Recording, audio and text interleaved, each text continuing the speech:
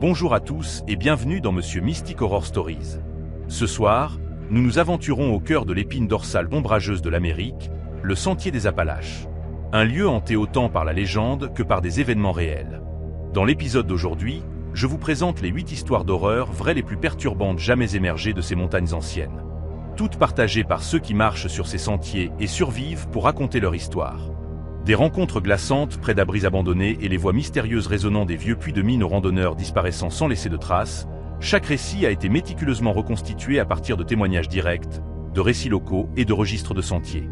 Chaque détail que vous entendrez a été pesé pour son authenticité, avec des noms et certaines circonstances modifiées pour préserver la vie privée des personnes impliquées.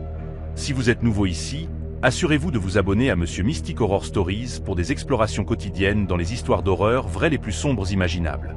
Et n'oubliez pas d'activer la cloche de notification pour être toujours le premier à savoir quand quelque chose de terrifiant se déroule.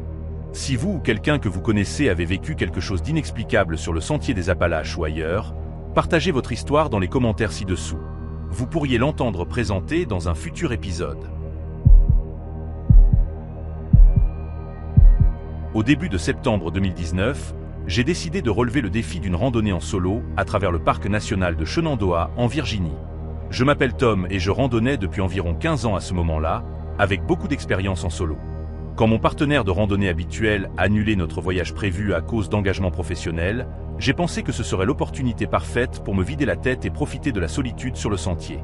Un collègue m'avait demandé quelque chose comme « Tu es sûr de vouloir y aller seul ?» J'ai entendu dire qu'il y avait eu des incidents étranges dans cette région récemment. J'ai balayé ses préoccupations, lui disant que j'avais fait des dizaines de randonnées en solo auparavant et que je savais comment me débrouiller dans la nature. Eh bien, je suppose qu'il avait raison de s'inquiéter. Et maintenant, je ne vais pas vous ennuyer avec tous les détails de la planification, mais disons simplement que ce que j'ai rencontré pendant ces 4 jours a remis en question tout ce que je pensais savoir sur le fait d'être seul dans les montagnes. J'ai commencé ma randonnée tôt un jeudi matin à Skyline Drive, prévoyant de couvrir environ 12 miles par jour à travers certaines des sections les plus isolées du parc. Le temps était parfait. Air automnal frais, feuillage brillant et cieux d'un bleu cristallin. Pour le premier jour et demi, tout s'est déroulé exactement comme prévu. J'ai fait bonne route, profité de vues spectaculaires et ressenti cette sensation familière de paix qui vient d'être complètement déconnectée de la civilisation. J'avais prévu de rester dans des campsites désignés, mais la deuxième nuit, j'ai décidé d'installer mon camp dans un endroit plus isolé, à environ un demi-mile du sentier principal, près d'une petite clairière que j'avais découverte lors d'une randonnée précédente des années plus tôt. Cette deuxième nuit, alors que je m'installais dans mon sac de couchage vers 22h30, j'ai entendu quelque chose qui m'a fait faire une pause. C'était le son de pas. Des pas délibérés, mesurés, faisant le tour de mon campement à une distance d'environ 50 yards. Au début, j'ai pensé que cela pourrait être un cerf ou un ours noir inspectant mon camp, ce qui n'aurait pas été inhabituel, mais ces pas avaient un rythme qui semblait distinctement humain. Ils marchaient pendant environ 30 secondes, faisaient une pause de 10 secondes, puis continuaient. Le motif s'est répété pendant près de 20 minutes avant de finalement s'arrêter. J'ai attrapé ma lampe frontale et je suis sorti de ma tente pour enquêter, balayant le faisceau à travers la ligne d'arbres. J'ai crié un bonjour amical, pensant que cela pourrait être un autre randonneur qui était perdu ou cherchait un endroit pour camper. Mais il n'y a eu aucune réponse, juste un silence de mort. Après avoir attendu plusieurs minutes de plus sans rien entendre, je me suis convaincu que c'était finalement un animal et je me suis rendormi. Le lendemain matin, j'ai découvert le premier cadeau. À environ 10 pieds de ma tente, arrangée en un cercle parfait, se trouvaient 7 petits os d'animaux. Ils ressemblaient à ceux d'écureuils ou de tamias, tous complètement nettoyés de chair et blanchis comme s'ils avaient été exposés au soleil pendant des mois. Mais ce qui m'a le plus perturbé, c'était la précision de leur arrangement. Chaque os pointait vers l'intérieur, vers le centre du cercle, avec de petites pierres placées entre eux selon un motif que je ne pouvais pas déchiffrer. L'ensemble mesurait environ 2 pieds de diamètre et n'avait définitivement pas été là quand j'avais installé mon camp la veille. Mon premier réflexe a été de penser qu'un autre randonneur jouait un tour élaboré, mais les os semblaient beaucoup trop vieux et altérés par les intempéries pour avoir été collectés récemment. De plus, le niveau de précision dans l'arrangement suggérait que quelqu'un avait passé beaucoup de temps et d'efforts à le créer. J'ai pris plusieurs photos avec mon téléphone, puis j'ai écarté les os du pied et j'ai continué mon chemin, essayant de chasser le sentiment d'inquiétude qui s'était installé dans mon estomac. Cette troisième nuit, je me suis assuré de camper dans un campsite officiel, pensant que la présence d'autres randonneurs découragerait quel que soit le farceur qui pourrait me suivre. Mais l'abri de Cosby Knob était complètement vide quand je suis arrivé. Pas inhabituel pour fin septembre en semaine, mais cela signifiait que j'étais toujours seul. J'ai installé ma tente près de l'abri et j'ai construit un petit feu de camp, espérant que la lumière et la fumée attireraient d'autres randonneurs dans la région. Vers minuit, les pas sont revenus. Cette fois, ils étaient plus proches, peut-être à 25 yards de ma tente, et cette fois, je pouvais dire avec une certitude absolue qu'ils appartenaient à une personne. La longueur de la foulée, la façon dont le poids se déplaçait du talon à la pointe, les pauses occasionnelles pour contourner des obstacles. C'étaient des pas humains, sans aucun doute. Mais celui qui était là-bas essayait d'être silencieux, plaçant chaque pas soigneusement et délibérément. Je gisais dans mon sac de couchage, le cœur battant, écoutant le lent-circuit autour de mon campement. Les pas s'arrêtaient pendant de longues périodes, parfois 5 ou 10 minutes à la fois avant de reprendre. Pendant une de ces pauses, j'ai entendu quelque chose qui a fait couler mon sang-froid. Un bourdonnement bas, comme quelqu'un chantant une mélodie sans paroles sous son souffle. C'était juste assez fort pour que je l'entende, mais trop silencieux pour distinguer une mélodie. Après ce qui m'a semblé des heures, les sons ont finalement cessé. Je suis resté éveillé jusqu'à l'aube, serrant mon couteau et écoutant tout signe de mouvement. Quand le soleil s'est levé, j'ai rapidement fait mes bagages et j'ai randonné jusqu'à l'abri pour utiliser les toilettes avant de partir. C'est alors que j'ai trouvé le deuxième cadeau. Suspendu aux avant-toits de l'abri, retenu par ce qui ressemblait à du fil de pêche, se trouvait un petit paquet enveloppé de lanières d'écorce. À l'intérieur du paquet se trouvaient d'autres os. Ceux-ci provenaient d'un animal plus grand, peut-être un raton laveur, ainsi que plusieurs plumes d'oiseaux mus et ce qui semblait être des baies séchées arrangées selon un autre motif précis. Il y avait aussi un petit morceau de papier avec des symboles dessinés avec ce qui ressemblait à du charbon. Les symboles ne signifiaient rien pour moi, mais ils avaient été dessinés avec la même précision soigneuse que les arrangements d'os. J'aurais dû partir immédiatement. Chaque instinct que j'avais me hurlait de quitter le sentier et de signaler ce que j'avais trouvé aux gardes forestiers. Mais j'avais prévu une randonnée de 4 jours. Et une part têtue de moi n'était pas prête à laisser un cinglé me chasser des montagnes. Je me suis dit que je ferais plus attention, resterais alerte, et si quelque chose d'autre arrivait, je me dirigerais directement vers la route la plus proche. Cette décision m'a presque coûté la vie. La 4e et dernière nuit, j'ai choisi un campement près du sommet de Taukville, pensant que l'altitude et le terrain ouvert rendraient plus difficile pour quelqu'un d'approcher sans être vu. J'ai planté ma tente dans un petit bosquet d'arbres à environ 50 yards sous le sommet, avec des lignes de vue claires dans toutes les directions. J'ai construit un autre feu et l'ai alimenté jusqu'à bien après la tombée de la nuit, lui donnant assez de bois pour durer la majeure partie de la nuit. Cette fois, je n'ai pas eu à attendre jusqu'à minuit. Les pas ont commencé vers 21h30, mais ils étaient différents maintenant. Plus rapides, plus confiants, comme si celui qui était là-bas était fatigué de l'approche de traques lentes. Je pouvais les entendre se déplacer à travers les arbres, n'essayant plus d'être silencieux, faisant simplement le tour de mon camp à un rythme régulier. J'ai dézippé ma tente et je suis sorti avec ma lampe frontale dans une main et mon couteau dans l'autre. J'ai balayé le faisceau à travers la ligne d'arbres et j'ai crié « Je sais que vous êtes là-bas. Que voulez-vous » Les pas se sont arrêtés immédiatement, mais je pouvais sentir des yeux qui me regardaient depuis l'obscurité au-delà de ma lumière. Pendant plusieurs minutes, nous sommes restés dans ce face-à-face. Moi debout à côté de ma tente, tournant lentement sur place et balayant les arbres, tandis que quelque chose rôdait juste hors de portée du faisceau de ma lampe frontale. Puis j'ai entendu le bourdonnement à nouveau, plus fort cette fois et venant de plusieurs directions. Il m'a fallu un moment pour réaliser que le son se déplaçait, faisant le tour de mon camp au même rythme régulier que les pas l'avaient fait, mais maintenant il n'y avait plus de pas du tout. Juste ce bourdonnement bas, sans parole, flottant à travers l'obscurité comme une chorale fantomatique. C'est alors que j'ai vu la première silhouette. À environ 30 yards de là, à la limite même du faisceau de ma lampe frontale, quelque chose de grand et de mince est sorti de derrière un arbre. C'était définitivement de forme humaine, mais incorrecte d'une manière ou d'une autre, trop grand, trop angulaire, se déplaçant avec un mouvement saccadé étrange, comme une marionnette contrôlée par un marionnettiste amateur. La silhouette est restée là pendant plusieurs secondes, complètement immobile, tandis que le bourdonnement continuait d'autres directions. J'ai crié à nouveau, plus fort cette fois, « Qui êtes-vous ? Que voulez-vous » Au lieu de répondre, la silhouette a commencé à marcher vers moi. Son mouvement était hypnotique et terrifiant. Chaque pas précisément placé, les bras se balançant en rythme parfait, la tête tenue de manière non naturellement droite. Alors qu'elle se rapprochait, je pouvais distinguer plus de détails. La personne portait ce qui ressemblait à des vêtements de randonnée, mais ils pendaient de manière lâche et étrange, comme s'ils étaient plusieurs tailles trop grands. Le visage était caché dans l'ombre sous un chapeau à large bord, mais je pouvais voir des mains palpendre des manches qui dépassaient bien au-delà des poignets. Quand la silhouette a atteint le bord de la lumière de mon feu, à environ 15 pieds de là où je me tenais, elle s'est arrêtée et a lentement levé un bras pour me pointer du doigt. C'est alors que j'ai vu le troisième cadeau. Serré dans la main pointante de la silhouette se trouvait un autre petit paquet. Celui-ci plus grand que les précédents et attaché avec ce qui ressemblait à des lanières de tissu.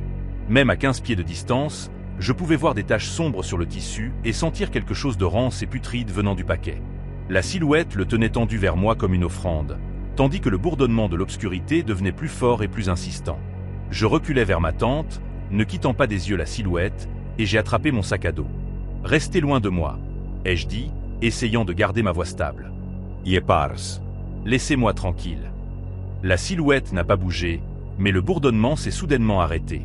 Dans le silence qui a suivi, je pouvais entendre ma propre respiration rapide et le crépitement du feu. Puis, de quelque part dans l'obscurité derrière la silhouette, est venue une voix, basse, rauque et à peine humaine. « Tu ne peux pas partir », a-t-elle dit. « Pas encore. Nous t'avons attendu. » C'est alors que j'ai couru. J'ai tout laissé derrière moi sauf mon sac à dos et ma lampe frontale, me frayant un chemin à travers les arbres dans la direction que je pensais me mener vers le sentier principal. Derrière moi, je pouvais entendre plusieurs voix appeler, certaines riant, certaines faisant ce même bourdonnement, certaines parlant dans des mots que je ne pouvais pas comprendre. J'ai couru pendant ce qui m'a semblé des miles. Trébuchant sur des rochers et à travers des broussailles, suivant des sentiers de cerf et des pistes de gibier, complètement perdu mais trop terrifié pour m'arrêter, j'ai finalement atteint une route pavée aux alentours de l'aube, épuisé et saignant de dizaines de coupures et d'égratignures. Un garde forestier m'a trouvé là 1 heure plus tard, assis sur le garde-fou dans un état de choc. Je lui ai tout raconté au sujet des arrangements d'os, des pas qui faisaient le tour, du bourdonnement dans l'obscurité et de la silhouette avec le paquet.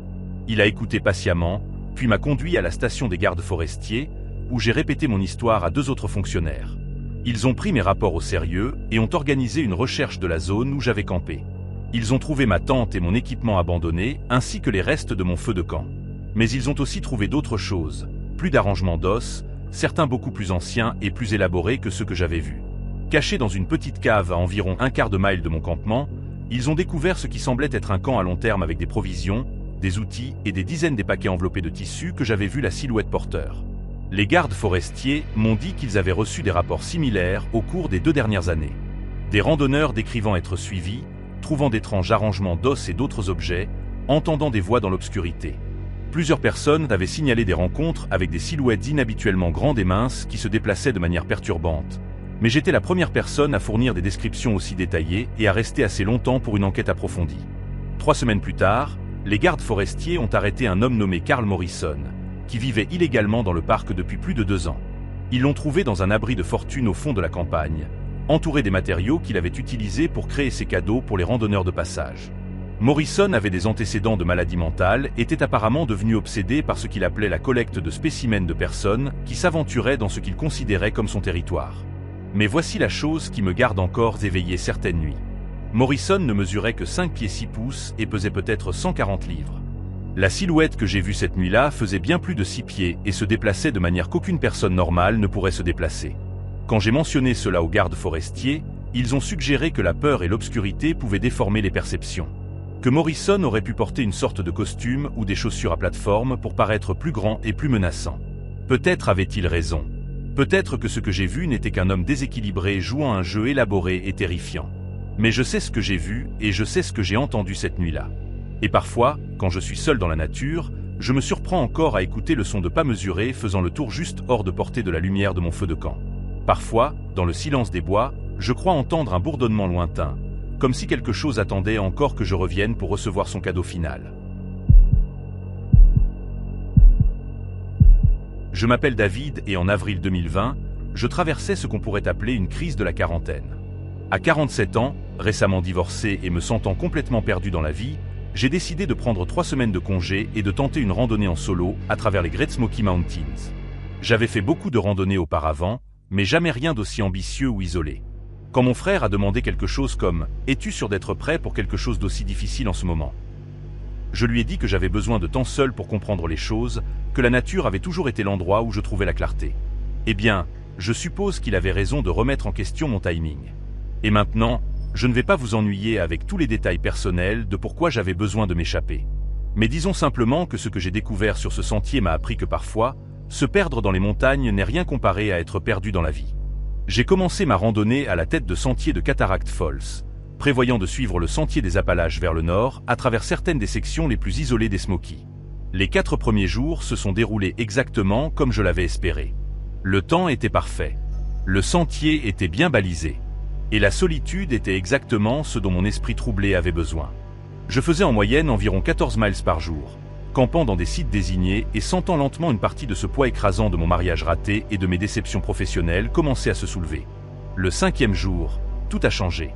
J'étais à environ 3 miles au nord du dôme de Clinmont quand je suis arrivé à une jonction de sentiers qui n'était marquée sur aucune de mes cartes. Selon mon GPS et les guides officiels des sentiers, le sentier des Appalaches aurait dû continuer tout droit pendant encore 2 miles avant la prochaine jonction légitime. Mais là, clair comme le jour, se trouvait un chemin bien usé menant vers l'est avec ce qui semblait être des marques blanches officielles peintes sur les arbres. Maintenant, je savais que les marques de sentier pouvaient parfois être difficiles à repérer ou pouvaient s'estomper avec le temps, donc trouver une jonction non marquée n'était pas nécessairement une cause d'alarme. Mais ces marques semblaient fraîches, de la peinture blanche brillante qui se détachait clairement contre l'écorce. Elles étaient aussi positionnées à exactement la bonne hauteur et espacées comme les marqueurs légitimes que je suivais depuis des jours. Je suis resté à la jonction pendant plusieurs minutes, consultant mes cartes et mon GPS. Tout indiquait que je devais continuer tout droit, mais ces marques blanches menant vers l'est étaient indéniablement d'apparence officielle. J'ai raisonné que peut-être mes cartes étaient obsolètes, ou que le service des parcs avait dévié cette section de sentier pour des raisons de maintenance ou environnementales. Les déviations de sentiers n'étaient pas rares, et cela expliquerait pourquoi mes cartes ne montraient pas ce chemin particulier. Après 20 minutes de délibération, j'ai décidé de suivre les marques.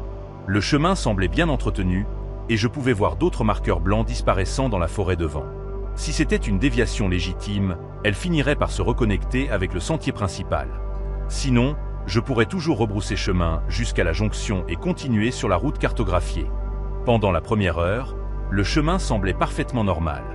Il était peut-être légèrement plus étroit que le sentier des Appalaches principal, mais il était clairement établi et montrait des signes d'utilisation régulière. Les marques apparaissaient toutes les 100 yards environ, exactement comme elles le devaient. J'ai fait bonne route, couvrant environ 3 miles avant de m'arrêter pour déjeuner près de ce qui semblait être un ancien camping.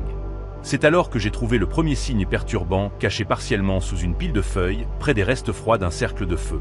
J'ai découvert un morceau déchiré de tissu bleu vif. Il semblait provenir d'une veste de randonnée ou d'un équipement de pluie, et il était clairement là depuis un certain temps. Le tissu était délavé et altéré par les intempéries, mais je pouvais encore distinguer ce qui semblait être des taches de sang séché le long d'un bord. J'ai ramassé le tissu et je l'ai examiné de plus près. La déchirure semblait délibérée plutôt qu'accidentelle, comme si quelqu'un l'avait coupé avec un couteau plutôt que de l'accrocher à une branche. Il y avait aussi plusieurs petits trous dans le matériau qui semblaient avoir été faits par quelque chose de pointu qui avait été poussé à travers de manière répétée. Ma première pensée a été que quelqu'un avait été blessé ici et avait utilisé le tissu comme bandage improvisé. Mais quelque chose dans la scène semblait faux.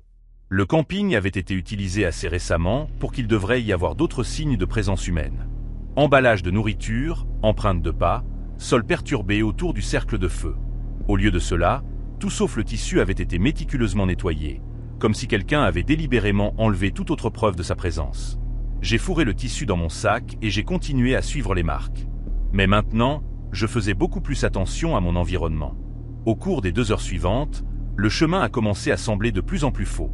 Il me menait constamment loin de là où mon GPS indiquait que le sentier principal devait être, et le terrain devenait de plus en plus accidenté et difficile à naviguer. Vers 16 heures, je suis tombé sur la deuxième trouvaille. Coincé entre 2 rochers juste à côté du sentier se trouvait un petit appareil photo numérique, du genre que les randonneurs sérieux emportent souvent pour documenter leur voyage. L'appareil était en remarquablement bon état considérant qu'il avait évidemment été dehors pendant des mois, protégé des intempéries par la formation rocheuse. Quand je l'ai allumé, la batterie était morte, mais je pouvais voir de l'extérieur que c'était un modèle haut de gamme qui aurait été coûteux à remplacer. Pourquoi quelqu'un abandonnerait-il un appareil photo coûteux au milieu de la nature ? Et pourquoi le cacher entre des rochers plutôt que de le laisser où d'autres randonneurs pourraient le trouver ? Toute la situation commençait à sembler sérieusement fausse. Mais j'étais maintenant à près de 6 miles de la jonction où j'avais quitté le sentier principal, et la lumière du jour commençait à faiblir. J'ai décidé de pousser encore 1 heure, espérant trouver soit un endroit de camping approprié, soit un signe que le sentier menait vers la civilisation. Mais alors que le soleil commençait à se coucher, les marques m'ont conduit dans un terrain de plus en plus accidenté. J'étais maintenant en train de grimper sur des rochers instables et de me frayer un chemin à travers des broussailles denses, suivant des marqueurs qui semblaient apparaître juste assez souvent pour me garder en mouvement. C'est alors que j'ai réalisé que les marques étaient fausses. Je randonnais sur le sentier des Appalaches depuis plus d'une décennie, et je savais que les marqueurs officiels étaient peints en utilisant un type de peinture et une technique de pinceau spécifique. Ils créaient une apparence cohérente. Mais quand j'ai examiné les marques de plus près avec ma lampe frontale, je pouvais voir que celles-ci avaient été peintes avec un type de peinture différent, légèrement différent en couleur et en texture des marqueurs légitimes que je suivais depuis des jours. Quelqu'un avait peint de fausses marques. La réalisation m'a frappé comme un coup physique.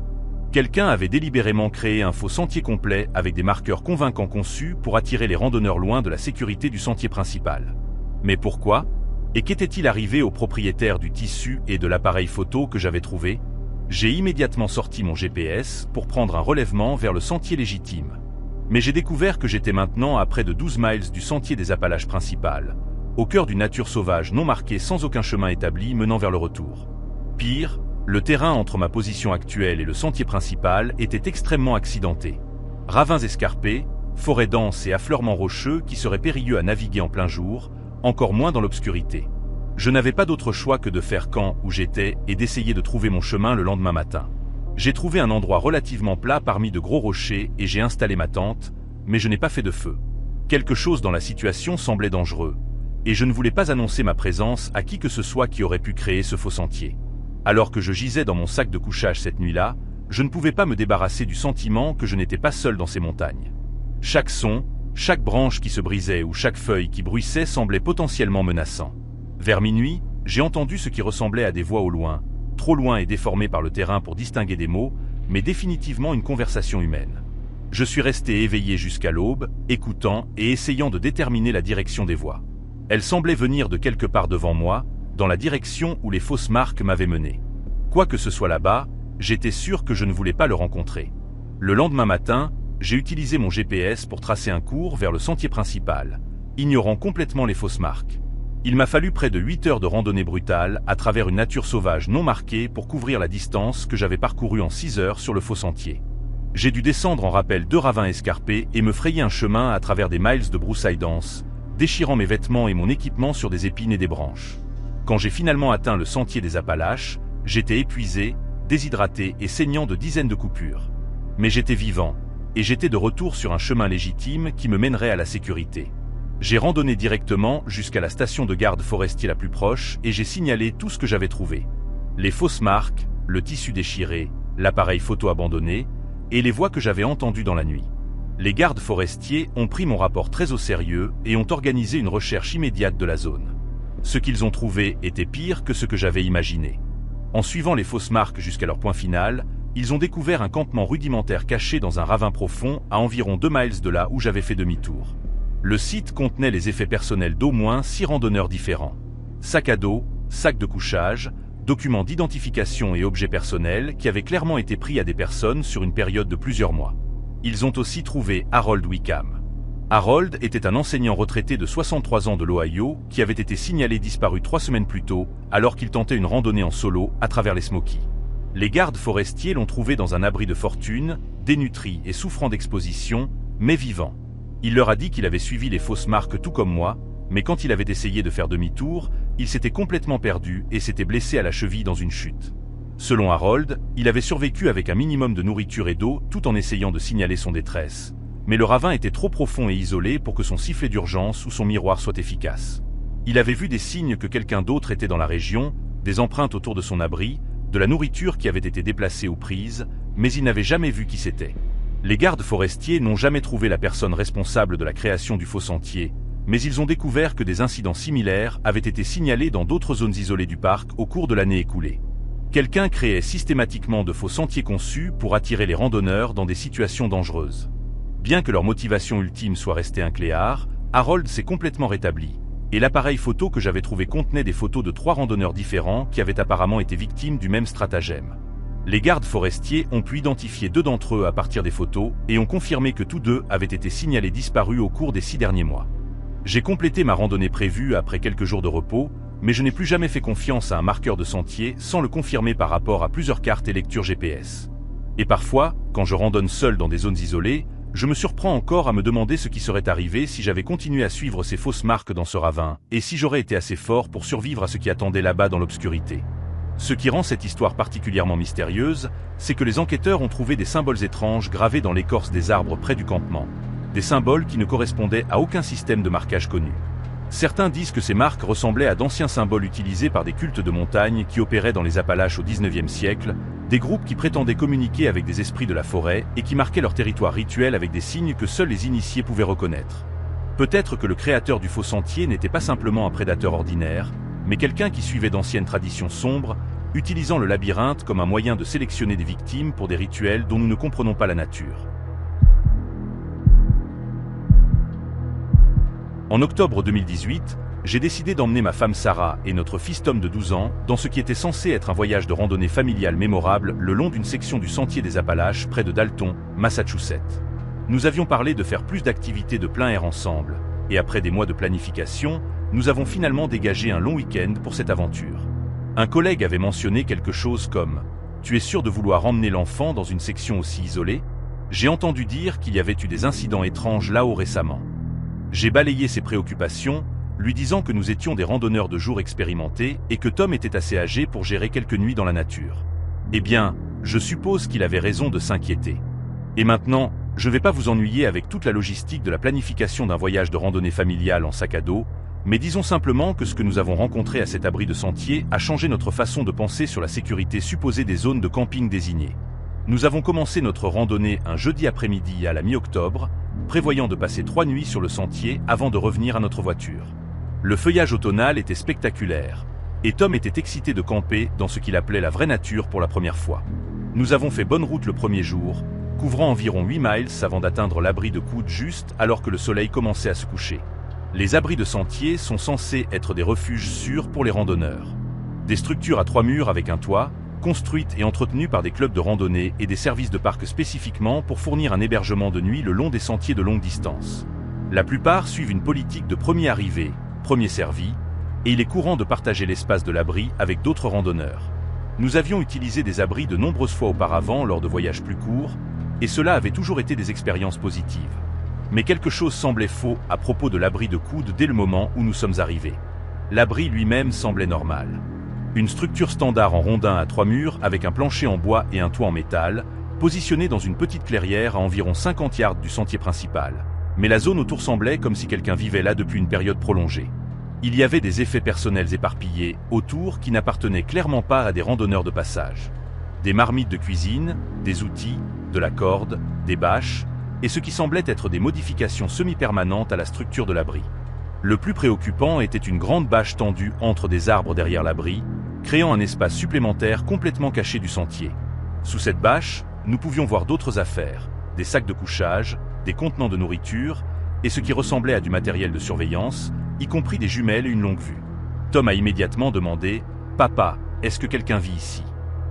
Avant que je puisse répondre, une voix est venue de derrière la bâche. « Ouais, quelqu'un vit ici, et vous, les gens, devez continuer votre chemin et trouver un autre endroit pour camper. » Un homme est sorti de la zone cachée, et j'ai immédiatement ressenti un frisson d'inquiétude. Il devait l'avoir dans la cinquantaine, grand et maigre avec de longs cheveux gras et des vêtements qui semblaient ne pas avoir été lavés depuis des mois. Mais ce qui m'a le plus dérangé, c'était ses yeux. Ils avaient une intensité qui me donnait la chair de poule. Et il regardait ma femme et mon fils d'une manière qui faisait que chaque instinct parental que j'avais commencé à hurler des avertissements. « Je suis désolé », ai-je dit, essayant de garder ma voix calme et amicale.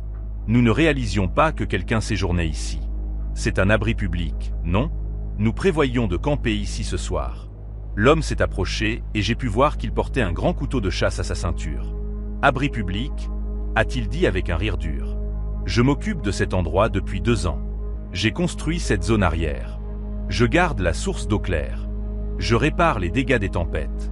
C'est ma maison maintenant, et je n'apprécie pas les étrangers qui se présentent et pensent qu'ils peuvent simplement emménager. » Sarah s'est approchée de Tom, ses instincts maternels clairement aussi activés que mes instincts protecteurs. « Nous comprenons que vous avez pris soin de cet endroit, » a-t-elle dit diplomatiquement. « Mais nous avons randonné 8 miles aujourd'hui, et notre fils est fatigué. Pourrions-nous partager l'espace pour juste une nuit? Nous serions heureux de contribuer au coût de maintenance. » L'expression de l'homme s'est assombrie. « Votre fils, hein ?» Il a regardé Tom de haut en bas d'une manière qui a fait couler mon sang-froid. « Quel âge a-t-il ? 12, 13 ans. Beau gosse costaud. Je parie qu'il pourrait être utile ici. C'est alors que j'ai su que nous devions partir immédiatement. Mais il faisait nuit. Nous étions à des miles de la route la plus proche, et Tom était déjà épuisé par la randonnée de la journée. De plus, cet homme connaissait clairement la région beaucoup mieux que nous. Et quelque chose dans son comportement suggérait que simplement s'en aller pourrait ne pas suffire à assurer notre sécurité. « Écoutez, » ai-je dit, essayant de projeter une confiance que je ne ressentais pas, nous ne voulons pas d'ennui. Peut-être pourriez-vous recommander un autre endroit de camping à proximité. Nous sommes heureux de déménager. L'homme a souri, et c'était l'une des expressions les plus dérangeantes que j'ai jamais vues. « Oh, vous allez déménager éventuellement, » a-t-il dit. « Mais d'abord, pourquoi ne vous asseyez-vous pas et nous pouvons avoir une vraie conversation? Je ne reçois pas beaucoup de visiteurs, surtout pas des familles avec de jeunes garçons. » Il a fait un geste vers l'abri avec sa main tenant le couteau, ce qui rendait clair que ce n'était pas vraiment une demande. Sarah et moi avons échangé des regards, et je pouvais voir la peur dans ses yeux. Tom captait l'attention et s'était placé directement entre nous, l'air confus et effrayé. « En fait, » ai-je dit, « je pense que nous allons installer notre tente ailleurs ce soir. Allez, famille. Partons. » Mais alors que nous nous tournions pour partir, l'homme s'est déplacé pour bloquer notre chemin vers le sentier. « Je ne pense pas que vous compreniez, » a-t-il dit, sa voix prenant un ton menaçant. « J'ai été seul ici pendant longtemps, et je suis devenu très particulier sur ma vie privée. Les gens qui tombent sur ma maison ont tendance à retourner en ville et à commencer à parler aux gardes forestiers, à poser des questions, à créer des problèmes pour moi. Je ne peux pas avoir ça. » C'est alors que j'ai remarqué le livre de bord de l'abri ouvert près de l'entrée. Les abris de sentier ont typiquement des livres de bord où les randonneurs peuvent signer, enregistrer leurs expériences et communiquer avec d'autres randonneurs. Mais les entrées dans ce livre de bord étaient dérangeantes. Au lieu des commentaires habituels brefs sur la météo et les conditions de sentier, il y avait des descriptions détaillées de familles et de randonneurs solitaires qui avaient visité l'abri, y compris des descriptions physiques, des inventaires d'équipements et ce qui semblait être des observations comportementales. Une entrée datée de juste 2 semaines plus tôt a attiré mon attention. Famille de 4 du Connecticut, 2 filles adolescentes, père surprotecteur, mère nerveuse. Les filles seraient utiles pour l'entretien du camp. Devraient revenir dans cette zone bientôt. Une autre entrée d'1 mois avant cela. Randonneuse solitaire, vingtaine, bonne condition physique, portant un équipement coûteux, prétend randonner vers la section de Virginie, ferait une bonne compagne à long terme. J'ai réalisé avec une horreur croissante que cet homme avait utilisé l'abri pour cataloguer et potentiellement prédater les randonneurs de passage, et maintenant il regardait ma famille de la même manière. « Tom, » ai-je dit doucement, « j'ai besoin que tu retournes vers le sentier et que tu nous attendes là-bas. Ne va pas loin. Donne-nous juste quelques minutes pour parler, aux adultes. » Mais l'homme a immédiatement objecté. « Non, non, le garçon reste ici. Nous allons tous avoir une belle conversation ensemble. J'ai planifié ce que je ferais quand la bonne famille viendrait, et vous, les gens, êtes parfaits. » Il a tendu la main pour attraper le bras de Tom, et c'est alors que mes instincts protecteurs ont complètement pris le dessus. Je me suis interposé entre eux et j'ai saisi le poignet de l'homme, le tordant loin de mon fils. « Ne le touchez pas, » ai-je dit, ne cherchant plus à cacher la menace dans ma voix. L'homme a essayé de sortir son couteau, mais j'étais prêt. J'avais fait de l'entraînement aux arts martiaux à l'université, et bien que je sois rouillé, l'adrénaline me donnait une force et une vitesse que je n'avais pas ressenties depuis des années. J'ai réussi à immobiliser sa main tenant le couteau, tandis que Sarah attrapait Tom et commençait à se déplacer vers le sentier. « Courez !» leur ai-je crié, retourner au sentier principal et continuer. J'ai retenu l'homme aussi longtemps que j'ai pu, mais il était plus fort qu'il n'en avait l'air et avait clairement de l'expérience dans les combats. Quand il a réussi à se libérer, je n'ai pas essayé de continuer la lutte. J'ai juste couru après ma famille aussi vite que j'ai pu. Nous avons couru pendant près de 2 miles dans le noir, utilisant nos lampes frontales pour suivre les marques blanches par où nous étions venus. Derrière nous, nous pouvions entendre l'homme s'écrasant à travers les bois. Et à un moment donné, j'ai vu le faisceau d'une lampe de poche balayant d'avant en arrière parmi les arbres alors qu'il essayait de nous traquer. Nous ne nous sommes pas arrêtés jusqu'à ce que nous atteignions le parking où nous avions laissé notre voiture ce matin-là. À ce moment-là, il était après minuit et nous étions tous épuisés et secoués. Mais nous étions vivants et nous étions ensemble, et c'était tout ce qui comptait. Le lendemain matin, j'ai appelé la station locale des gardes forestiers et j'ai signalé tout ce que nous avions vécu.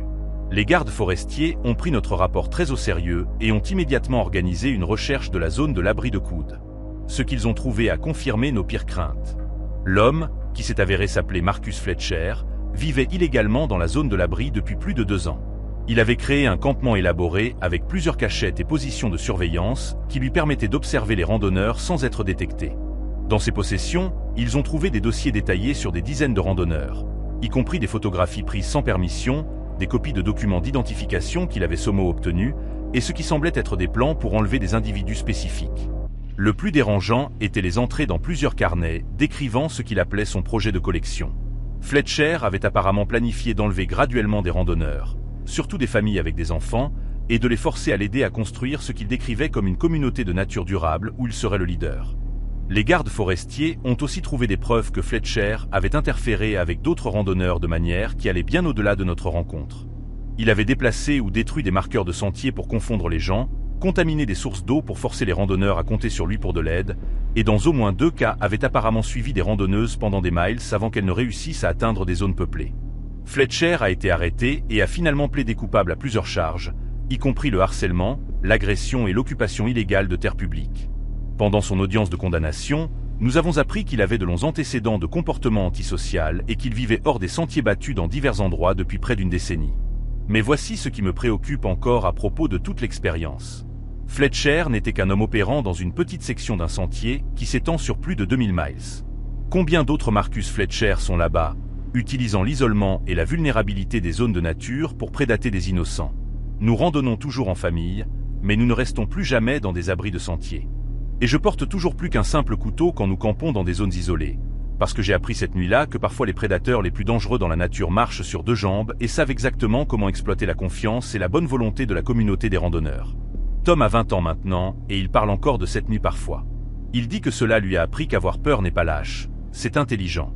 Et que parfois les monstres les plus effrayants sont ceux qui ressemblent à des gens ordinaires, jusqu'à ce qu'ils vous montrent qui ils sont vraiment. Ce qui rend cette histoire encore plus mystérieuse, c'est que les enquêteurs ont trouvé des références dans les carnets de Fletcher à une Société des montagnes, une organisation secrète de prédateurs qui opérerait dans les Appalaches depuis des générations, utilisant les abris isolés comme avant-poste pour identifier et marquer les victimes potentielles pour un réseau plus large dont nous ne connaissons pas l'étendue.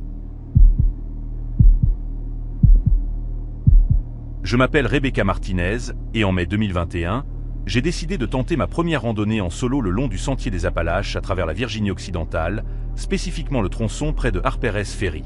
À 34 ans, je randonnais avec des groupes et des amis depuis plus d'une décennie. Mais je n'avais jamais tenté un voyage en solo de plusieurs jours. Quand mon compagnon de randonnée a annulé à la dernière minute à cause d'une urgence familiale, j'ai presque annulé le voyage entièrement. Une amie de mon club de randonnée avait dit quelque chose comme « Tu es sûr d'aller seul ? Surtout cette section. Ça devient assez isolé, et il y a eu des rapports inquiétants récemment. » Je lui ai dit que j'étais bien préparé, que j'avais tout le bon équipement, et que des milliers de personnes randonnaient cette section en toute sécurité chaque année. Eh bien, je suppose qu'elle avait raison de s'inquiéter. Et maintenant, je ne vais pas vous ennuyer avec tous les détails de préparation et de planification. Mais disons simplement que ce que j'ai vécu pendant ces 5 jours m'a appris que parfois les prédateurs les plus dangereux dans la nature n'ont pas 4 pattes.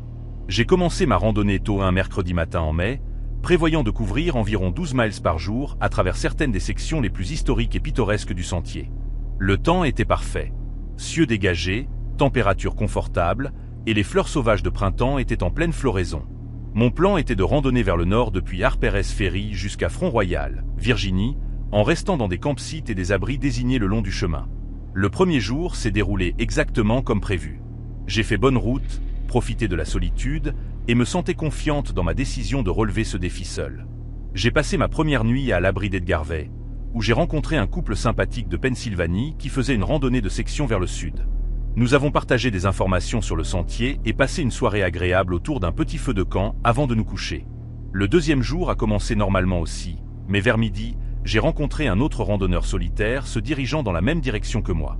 Il s'est présenté comme Marcus et prétendait être en train de tenter une traversée complète en section, ce qui signifie qu'il prévoyait de randonner l'ensemble du sentier, mais par section plutôt que d'un seul coup. Marcus semblait avoir dans la quarantaine, raisonnablement en forme, et semblait connaître le sentier. Nous avons marché ensemble pendant environ 1 heure, faisant une conversation agréable sur les expériences de randonnée et les conditions du sentier. Mais quelque chose chez Marcus semblait faux dès le début. Il posait trop de questions personnelles. D'où je venais, ce que je faisais comme travail, si j'étais marié, ou je prévoyais de rester chaque nuit. Quand je gardais mes réponses vagues, comme la plupart des randonneurs expérimentés le font quand ils parlent à des étrangers, il devenait plus insistant. Il avait aussi une habitude dérangeante de me fixer quand il pensait que je ne regardais pas.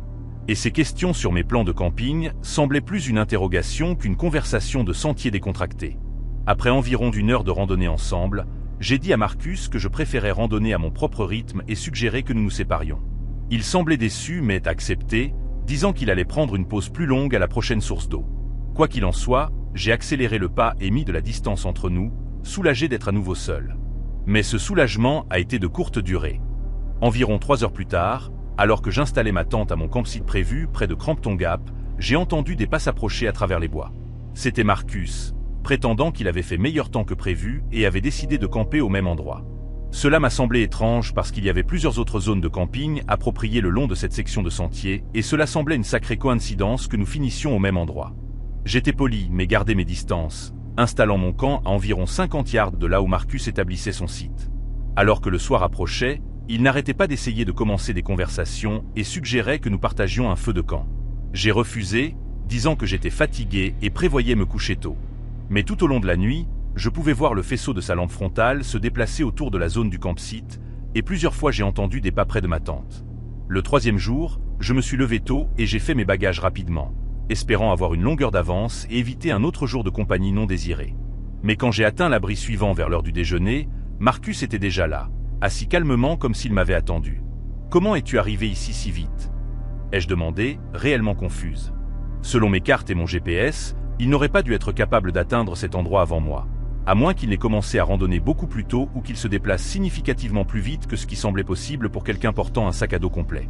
Marcus a juste souri et a dit qu'il était un lève-tôt et aimait couvrir du terrain rapidement le matin, mais son explication n'avait pas de sens. J'avais randonné régulièrement pendant 4 heures et n'avais vu aucun signe de lui sur le sentier devant moi. Il n'y avait pas de routes alternatives qui lui auraient permis de me dépasser, et le terrain était trop accidenté pour que quiconque se déplace aussi rapidement hors sentier. C'est alors que j'ai commencé à réaliser que Marcus ne suivait pas les règles normales de la randonnée. Les randonneurs légitimes restent sur les sentiers marqués, campent dans des zones désignées, et suivent généralement des schémas de mouvement prévisibles. Mais Marcus semblait apparaître et disparaître de manière qui suggérait qu'il connaissait des raccourcis, des routes alternatives, ou qu'il traquait d'une manière ou d'une autre mes mouvements à l'avance. J'ai décidé de tester ma théorie en changeant mon itinéraire prévu. Au lieu de continuer vers le nord, comme j'avais initialement l'intention, j'ai dit à Marcus que j'allais prendre un sentier secondaire pour visiter une cascade qui se trouvait à environ 2 miles du sentier principal. Il semblait très intéressé par ce changement de plan et a posé des questions détaillées sur quel sentier je prenais et combien de temps je prévoyais de rester. Mais au lieu de prendre réellement le sentier secondaire, j'ai continué vers le nord sur le sentier des Appalaches principales, me déplaçant aussi vite que je pouvais tout en maintenant la sécurité. J'ai pensé que si Marcus était juste un randonneur normal qui m'avait rencontré par coïncidence, il prendrait le sentier secondaire comme prévu et je ne le reverrais plus. J'avais tort. Ce soir-là, alors que je préparais le dîner à mon campsite près de Tashby Gap, Marcus a émergé des bois derrière moi, pas de la direction du sentier principal, et pas de la direction du sentier secondaire que j'avais prétendu prendre, mais de la forêt dense à l'est, où il n'y avait aucun sentier marqué du tout. « Tu as apprécié la cascade ?» a-t-il demandé avec ce même sourire dérangeant. Je lui ai dit que j'avais finalement décidé de ne pas prendre le sentier secondaire, et il a hoché la tête comme si c'était complètement normal. Mais je pouvais voir dans ses yeux qu'il savait que je l'avais mis à l'épreuve et qu'il avait réussi le test en slow-mo surveillant mes mouvements réels plutôt que de compter sur ce que je lui avais dit. Cette nuit-là, j'ai à peine dormi. Je pouvais entendre Marcus se déplacer fréquemment autour de son campsite. Et plusieurs fois j'ai vu le faisceau de sa lampe frontale balayer les arbres près de ma tente. Vers 2 heures du matin, j'ai entendu ce qui ressemblait à lui parlant tranquillement à quelqu'un. Mais quand j'ai écouté plus attentivement, j'ai réalisé qu'il était seul et semblait parler tout seul. Le 4e jour, j'ai pris une décision qui a probablement sauvé ma vie. Au lieu de continuer avec mon itinéraire prévu, j'ai randonné jusqu'au croisement de route le plus proche et j'ai appelé pour qu'on vienne me chercher pour m'emmener à la ville de Front-Royal. Je me suis dit que je réagissais excessivement, que Marcus était probablement juste un randonneur socialement maladroit qui arrivait à bien naviguer hors sentier, mais chaque instinct que j'avais hurlait que j'avais besoin de m'éloigner de lui. Alors que j'attendais mon transport au croisement de route, Marcus est apparu une dernière fois, émergeant des bois à environ 100 yards de là. Il est resté là à me regarder pendant plusieurs minutes, ne faisant aucune tentative de s'approcher ou de me parler, juste observant. Quand mon transport est arrivé, il s'est fondu dans les arbres et a disparu. J'ai signalé les incidents à la station locale des gardes forestiers à Front-Royal, décrivant Marcus et son comportement inhabituel. Le garde forestier qui a pris mon rapport semblait inquiet et a posé des questions détaillées sur son apparence, son équipement, et les emplacements spécifiques où je l'avais rencontré. 3 jours plus tard, le garde forestier m'a appelé avec des nouvelles dérangeantes. Ils avaient reçu des rapports similaires de 2 autres randonneuses au cours du mois écoulé, toutes 2 décrivant des rencontres avec un homme correspondant à la description de Marcus, qui avait affiché le même schéma de comportement, apparaissant inopinément, posant des questions personnelles et somehow réussissant à traquer leurs mouvements de manière qui semblait impossible pour un randonneur normal. Encore plus inquiétant, ils avaient trouvé des preuves d'activité de surveillance dans plusieurs zones le long du sentier. Cachés parmi les rochers et la végétation près des spots de camping populaires, ils ont découvert de petites caches contenant des jumelles, des caméras de sentier, des carnets avec des observations détaillées sur les randonneurs, et des cartes marquées avec ce qui semblait être les mouvements quotidiens d'individus spécifiques. Le garde forestier m'a dit que Marcus, si c'était même son vrai nom, semblait utiliser une connaissance détaillée du système de sentiers, y compris des chemins non officiels et d'anciennes routes de débardage pour surveiller et suivre les randonneuses sans être détecté.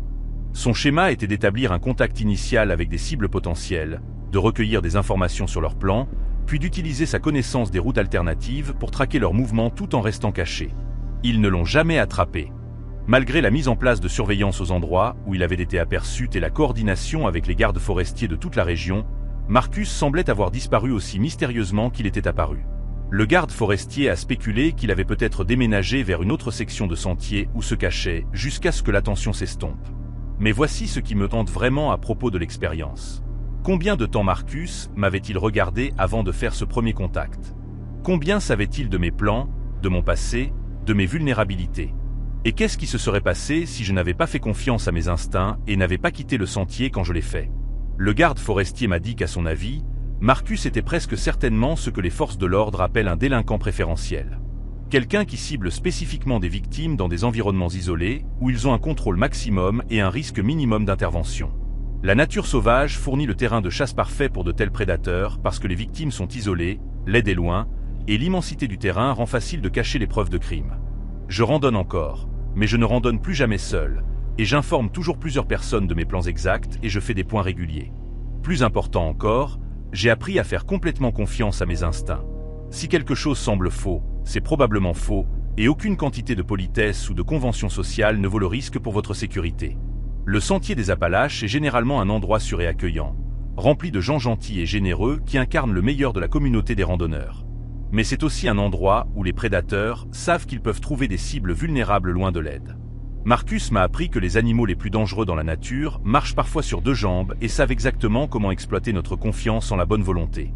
Je me demande parfois s'il est toujours là-bas, toujours en train de regarder, toujours en train de suivre, toujours en train de perfectionner ses techniques pour chasser des proies humaines dans l'immense nature sauvage des montagnes Appalaches. Et je me demande combien d'autres femmes l'ont rencontré depuis ce jour, et si elles ont toutes fait confiance à leurs instincts assez pour s'échapper en toute sécurité. Ce qui rend cette histoire particulièrement mystérieuse, c'est que certaines randonneuses ont rapporté avoir vu Marcus dans des endroits différents simultanément, comme s'il avait la capacité de se déplacer instantanément ou d'être à plusieurs endroits à la fois. D'autres ont parlé d'une brume étrange qui semblait la compacter, une brume qui désorientait leurs boussoles et leurs appareils GPS, comme si la nature elle-même le protégeait et lui permettait de traquer ses victimes sans être repéré. Je m'appelle Michael Thompson et en septembre 2022, j'ai organisé ce qui était censé être un voyage de randonnée mémorable avec 3 amis proches le long d'une section du sentier des Appalaches qui traverse le pays charbonnier de Pennsylvanie. Nous étions tous des randonneurs expérimentés dans la trentaine, et cela devait être notre voyage annuel entre gars, une chance de se déconnecter du travail et des responsabilités familiales et de profiter de la camaraderie de la nature sauvage. Quand l'un de mes amis a exprimé des inquiétudes à propos de la zone que nous avions choisie, disant quelque chose comme « J'ai entendu dire que cette section a des opérations minières abandonnées douteuses. Peut-être devrions-nous choisir une autre route ?» J'ai rejeté ces inquiétudes, lui disant que le sentier était bien entretenu et que des milliers de personnes randonnaient là-bas en toute sécurité chaque année. Eh bien, je suppose qu'il avait raison de s'inquiéter. Et maintenant, je ne vais pas vous ennuyer avec tous les détails de la planification d'un voyage de groupe. Mais disons simplement que ce que nous avons rencontré dans ces montagnes m'a appris que certains dangers dans la nature sont délibérément créés par des gens qui savent exactement comment exploiter la nature serviable des randonneurs. Notre groupe se composait de moi-même, mon colocataire de faculté Jake Williams, mon voisin Dave Peterson et mon beau-frère Rick Coleman. Nous avons commencé notre randonnée un jeudi matin à la mi-septembre, prévoyant de couvrir environ 15 miles par jour à travers certaines des sections les plus isolées du sentier en Pennsylvanie centrale. La zone que nous avions choisie était connue pour son importance historique. Cette région avait été fortement exploitée pour le charbon des années 1800 jusqu'au milieu des années 1900, et il y avait de nombreuses opérations minières abandonnées éparpillées à travers les montagnes. Les 2 premiers jours se sont déroulés exactement comme prévu. Le temps était parfait. Le feuillage automnal était spectaculaire, et nous faisions bonne route tout en profitant du genre de camaraderie facile qui vient des années d'amitié. Nous avons campé dans des sites désignés, partagé les tâches de cuisine et passé nos soirées autour du feu de camp à parler de tout, du stress du travail au plan d'études universitaires de nos enfants. Le 3e jour, nous randonnions à travers une section particulièrement isolée quand nous avons entendu quelque chose qui nous a arrêtés net. Des voix humaines appelant à l'aide. Les voix venaient de quelque part hors du sentier, plus profondément dans les bois à notre aide. Elles étaient faibles, mais clairement audibles, et elles semblaient désespérées. Nous pouvions distinguer ce qui semblait être au moins 2 personnes différentes, toutes 2 appelant des mots comme « aidez-nous » et « s'il vous plaît » dans des voix qui suggéraient qu'elles étaient en détresse sérieuse. Dave a immédiatement voulu enquêter. « Nous devons les aider », a-t-il dit, se déplaçant déjà vers le son. Quelqu'un pourrait être sérieusement blessé. Mais quelque chose dans la situation semblait faux pour moi dès le début. Les voix venaient d'une zone où, selon nos cartes, il n'y avait pas de sentier marqué ni de zone de camping légitime. Le terrain dans cette direction était extrêmement accidenté avec des ravins escarpés et une forêt dense qui serait difficile à naviguer, même pour des randonneurs expérimentés. Il semblait peu probable que quiconque soit dans cet endroit, à moins d'être sérieusement perdu ou d'avoir subi une sorte d'accident. Jake partageait mes inquiétudes. Peut-être devrions-nous appeler à l'aide au lieu d'y aller nous-mêmes, a-t-il suggéré. Si quelqu'un est blessé assez gravement pour appeler à l'aide comme ça, il a probablement besoin d'un sauvetage professionnel. Pas de 4 gars avec une formation au premier secours de base. Mais Rick et Dave se dirigeaient déjà vers les voies, et le son de gens en détresse était convaincant. Contre mon meilleur jugement, je les ai suivis avec Jake apportant reluctant l'arrière-garde. Nous avons quitté le sentier principal et commencé à nous frayer un chemin à travers des broussailles épaisses vers la source des voies. Le terrain était aussi difficile que je m'y attendais. Nous avons dû escalader des rondins tombés, naviguer autour de gros rochers, et nous frayer un chemin à travers des fourrés denses qui déchiraient nos vêtements et notre équipement. Les voies ont continué tout au long de notre approche, semblant toujours venir d'un peu plus loin devant. Après environ 20 minutes de randonnée difficile, nous sommes arrivés au bord d'un ravin escarpé. Au fond du ravin, partiellement caché par une végétation surplombante, se trouvait l'entrée de ce qui semblait être un puits de mine abandonné. Les voix venaient définitivement de l'intérieur de la mine. « Allô » a crié Dave vers le bas. « Êtes-vous blessé ? Combien êtes-vous » La réponse a été immédiate et déchirante. « S'il vous plaît, aidez-nous » est venue une voix de l'obscurité de l'entrée de la mine. Nous sommes coincés ici depuis des heures. Il y a eu un effondrement. Rick cherchait déjà un moyen de descendre dans le ravin. « Nous devons descendre là-bas » a-t-il dit. Ils ont l'air terrifiés. Mais Jake a attrapé son bras. « Attends » a-t-il dit. Quelque chose dans tout ça ne semble pas juste. Pourquoi quiconque explorerait une mine abandonnée? Et regarde cet endroit. Il ne semble pas qu'il y ait eu d'activité récente ici. Il avait raison. La zone autour de l'entrée de la mine semblait intacte avec aucun signe de présence humaine récente. Il n'y avait pas d'empreinte de pas, pas de végétation perturbée, pas d'équipement ni de biens personnels que vous vous attendriez à trouver. Si des gens avaient exploré la mine et étaient restés coincés, pourquoi n'y avait-il aucun signe de leur présence? J'ai crié vers l'entrée de la mine. Comment êtes-vous resté coincé là-dedans? Êtes-vous blessé? Combien de personnes sont avec vous? La réponse est revenue immédiatement, mais en écoutant plus attentivement, quelque chose m'a frappé comme étrange. Les voix semblaient claires et distinctes, comme si elles venaient juste à l'intérieur de l'entrée de la mine plutôt que des profondeurs d'un tunnel effondré. Et les réponses semblaient presque trop parfaites. Exactement ce que vous attendriez de gens coincés à dire, mais sans le genre de détails spécifiques que les gens en détresse réelle fourniraient typiquement. « Laissez-moi essayer quelque chose », a dit Jake doucement. Il a mis ses mains en porte-voix autour de sa bouche et a crié « Quels sont vos noms? D'où venez-vous » Il y a eu une pause, plus longue que les réponses précédentes avaient été. Puis les voix ont repris leurs appels à l'aide, mais elles n'ont pas répondu aux questions spécifiques de Jake. Elles répétaient juste les mêmes appels généraux à l'aide. C'est alors que j'ai réalisé ce à quoi nous avions affaire. Ce ne sont pas de vraies voix, ai-je dit. C'est un enregistrement. Dave m'a regardé comme si j'étais fou. De quoi tu parles? Bien sûr qu'elles sont réelles. Écoute-les. Mais maintenant que je faisais attention de plus près, je pouvais entendre les signes subtils mais révélateurs d'un audio enregistré. Les voix avaient une qualité légèrement artificielle, et il y avait un sifflement de fond faible qui suggérait qu'elles étaient jouées à travers une sorte de système de haut-parleurs. Le plus accablant de tout, Les mêmes phrases étaient répétées en boucle. Les mêmes mots exacts dans le même ordre exact toutes les quelques minutes. C'est un piège, ai-je dit. Quelqu'un a mis en place un enregistrement pour attirer les gens dans ce puits de mine. Rick était sceptique. Pourquoi quiconque ferait ça? Quel serait le but? Je n'avais pas de bonne réponse à cette question, mais chaque instinct que j'avais hurlait que nous devions quitter cet endroit immédiatement. Les mines abandonnées sont incroyablement dangereuses, même dans les meilleures circonstances. Elles peuvent contenir des gaz toxiques, des structures instables, des puits profonds et de l'eau cachée. Mais une mine qui était utilisée comme une sorte de piège était exponentiellement plus dangereuse. Nous partons, ai-je annoncé. Tout de suite, nous retournons au sentier et nous signalons cela aux autorités. Dave était encore réticent à abandonner ce qu'il croyait être des gens ayant besoin de secours. Mais Jake a soutenu ma décision. Mike a raison, a-t-il dit. Toute cette situation semble fausse. S'il y a vraiment des gens coincés là-dedans, les professionnels peuvent gérer ça. Mais si c'est une sorte de piège, nous ne voulons pas découvrir ce qui arrive aux gens qui tombent dedans. Alors que nous nous tournions pour partir, j'ai entendu quelque chose qui a confirmé mes pires craintes. De quelque part dans les bois derrière nous, pas de la direction de la mine, est venu le son de pas. Quelqu'un se déplaçait à travers la forêt, essayant de rester caché, mais n'y réussissant pas tout à fait. Les pas s'arrêtaient chaque fois que nous nous arrêtions et reprenaient quand nous commencions à bouger à nouveau. Nous étions traqués. Bougez vite, ai-je chuchoté aux autres. Ne courez pas, mais ne perdez pas de temps à retourner au sentier. Les 20 minutes de randonnée de retour au sentier des Appalaches ont été les 20 minutes les plus longues de ma vie. Derrière nous, les voix enregistrées continuaient leur boucle d'appel à l'aide, tandis que la présence invisible dans les bois continuait à ombrager nos mouvements. Plusieurs fois j'ai entendu le claquement de brindilles qui se brisaient ou le bruissement de végétation perturbée, toujours d'une direction légèrement différente, suggérant que celui qui nous suivait essayait de rester parallèle à notre route plutôt que directement derrière nous. Quand nous avons finalement atteint le sentier principal, nous avons immédiatement commencé à randonner vers le croisement de route le plus proche aussi vite que nous pouvions le faire en toute sécurité.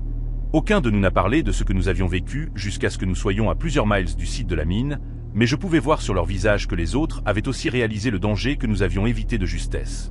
À la première occasion, nous avons contacté la police d'État de Pennsylvanie et signalé ce que nous avions trouvé. Le policier qui a pris notre rapport initial semblait sceptique, mais il a noté tous les détails et a promis d'enquêter. 2 jours plus tard, il m'a rappelé avec des informations qui ont fait couler mon sang-froid. Une équipe de recherche avait localisé le puits de mine que nous avions décrit, et ils avaient trouvé des preuves qu'il était effectivement utilisé comme un piège pour des randonneurs sans méfiance.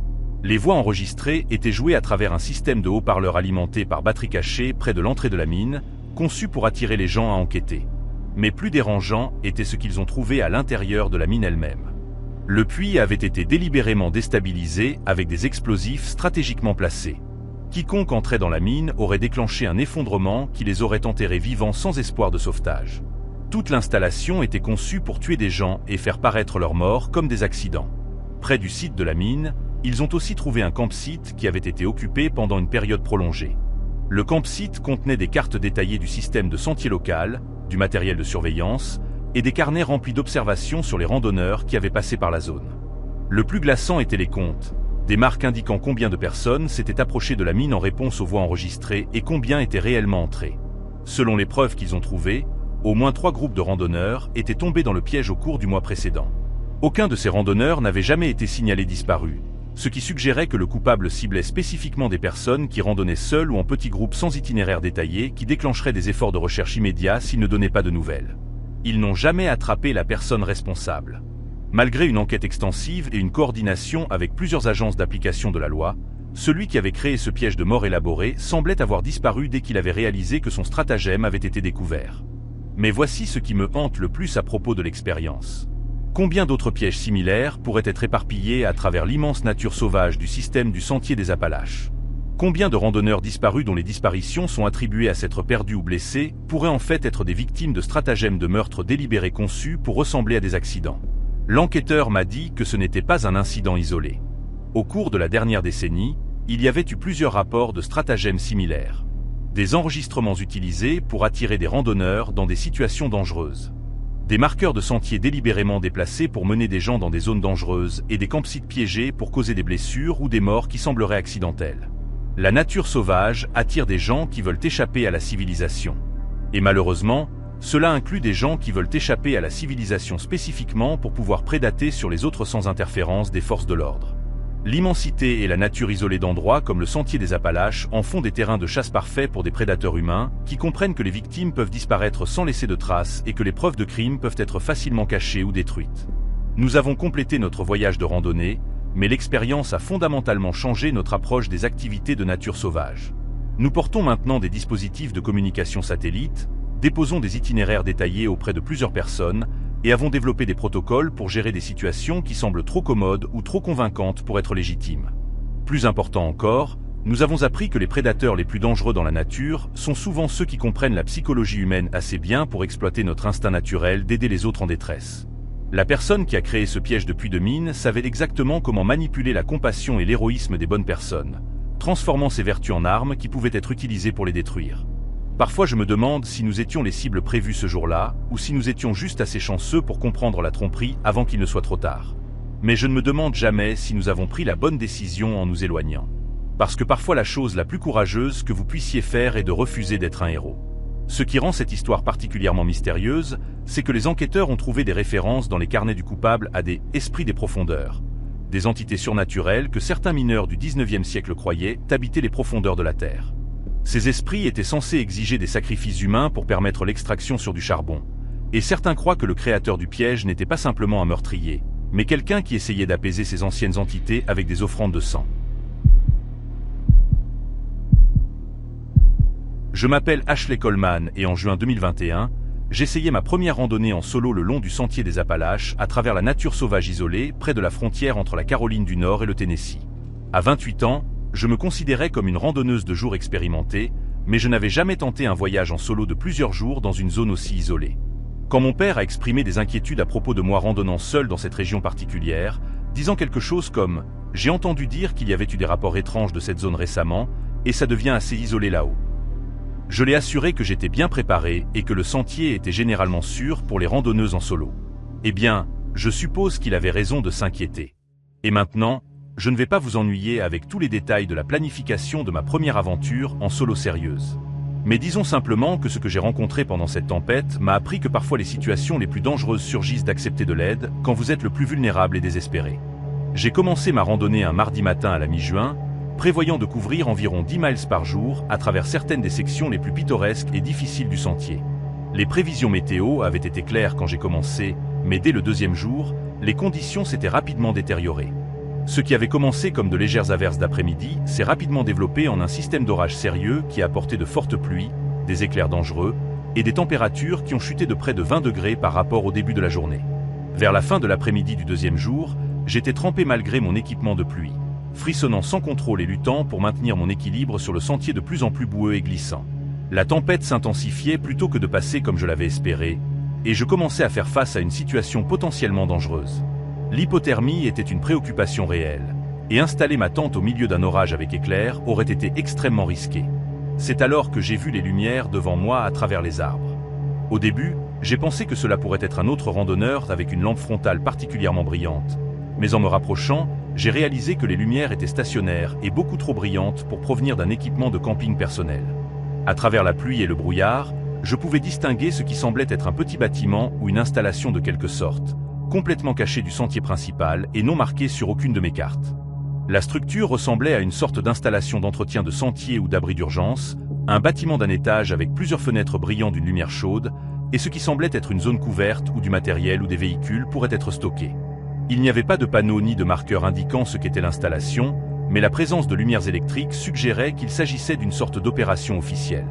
Alors que je m'approchais du bâtiment, la porte s'est ouverte et un homme portant ce qui semblait être une sorte d'uniforme est sorti sous la zone couverte. Il devait l'avoir dans la quarantaine, portant des vêtements sombres qui semblaient officiels, mais pas comme n'importe quel uniforme de service des parcs ou d'entretien de sentier que je connaissais. Il avait une radio attachée à sa ceinture et portait une lampe de poche puissante. « Et là ?» a-t-il appelé d'une voix amicale. « Tu as l'air d'avoir besoin d'un abri contre cette tempête.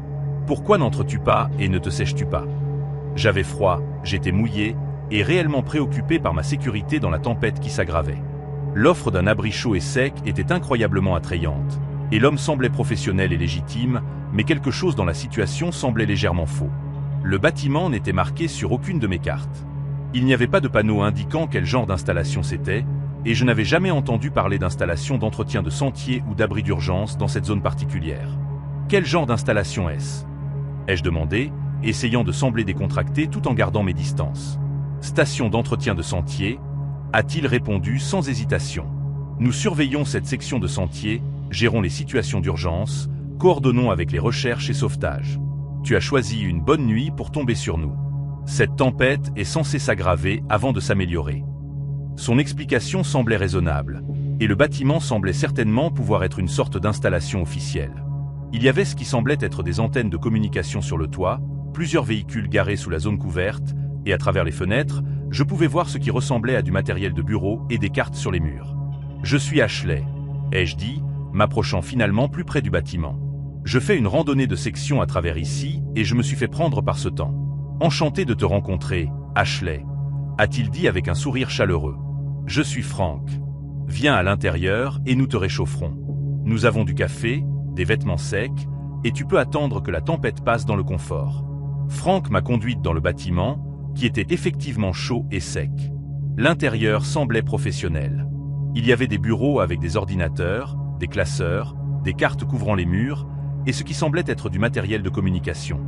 2 autres hommes étaient à l'intérieur, portant tous des uniformes sombres similaires, et ils se sont présentés comme Steve et Mike.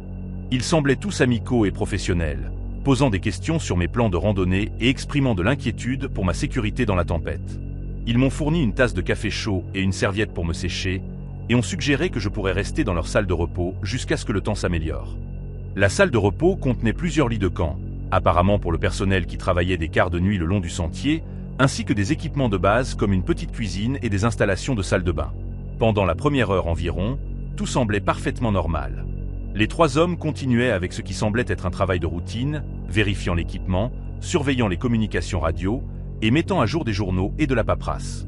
Ils vérifiaient périodiquement que j'étais confortable et offraient de la nourriture de leur cuisine bien approvisionnée.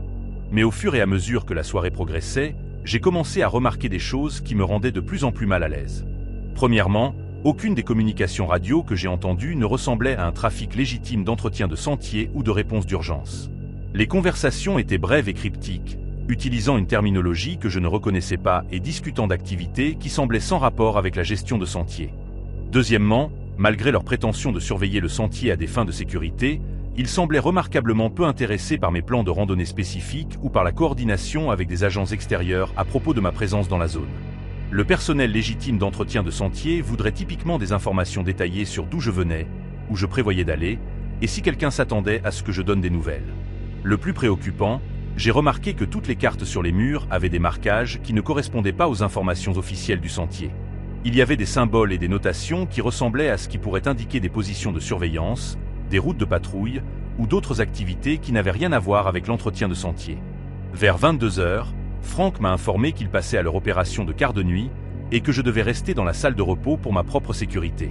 Il a expliqué qu'il conduisait différents types de travail la nuit qui pourraient être dangereux pour des civils à observer. Quel genre de travail?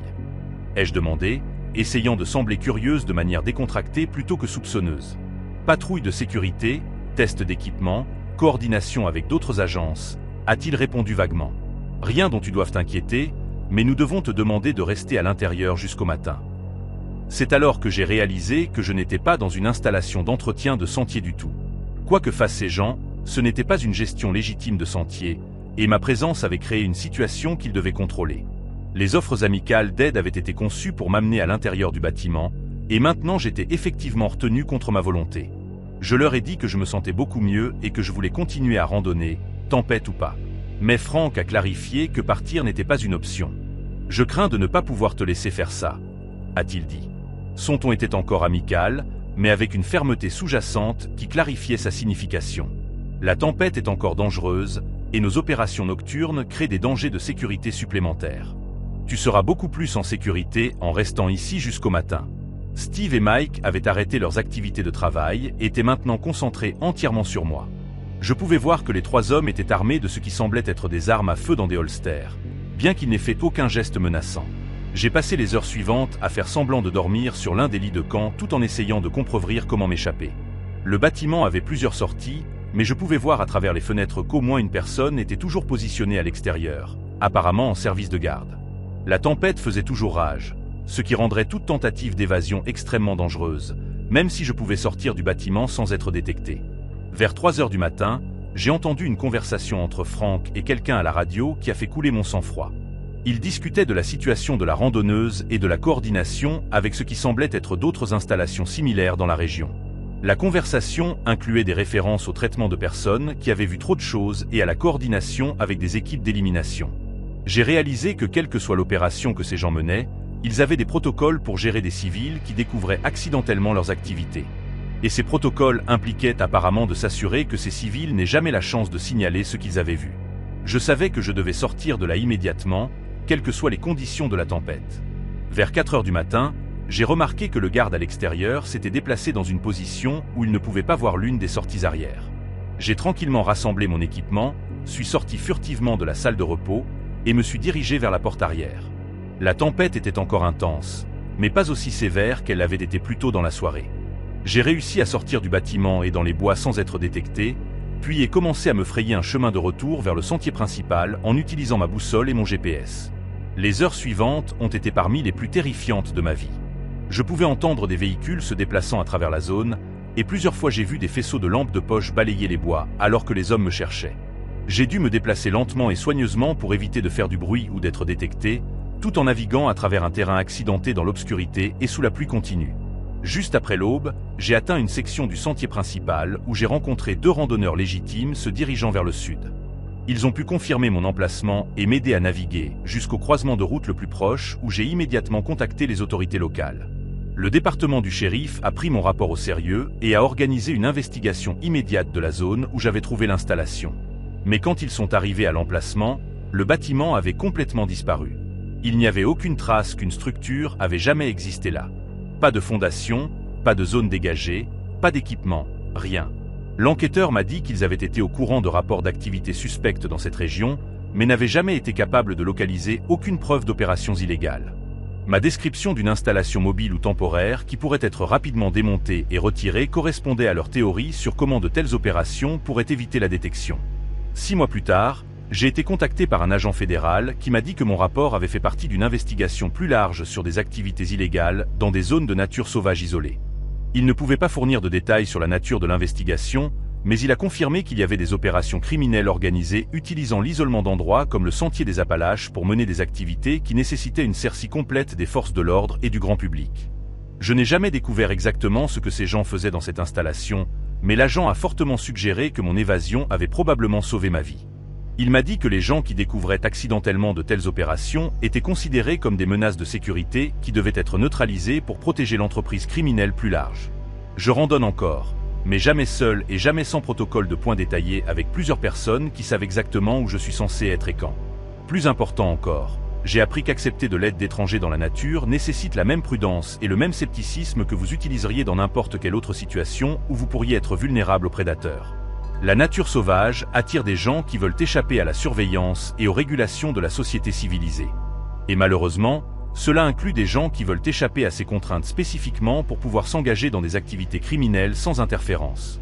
L'immensité et l'éloignement d'endroits comme le Sentier des Appalaches en font des emplacements parfaits pour des opérations qui nécessitent une cercie complète et un isolement des forces de l'ordre. Parfois je me réveille encore en me demandant ce qui se serait passé si je n'avais pas entendu cette conversation radio ou si je n'avais pas été capable de m'échapper sans être détecté. Mais je ne me demande jamais si je réagissais excessivement ou si j'étais paranoïaque.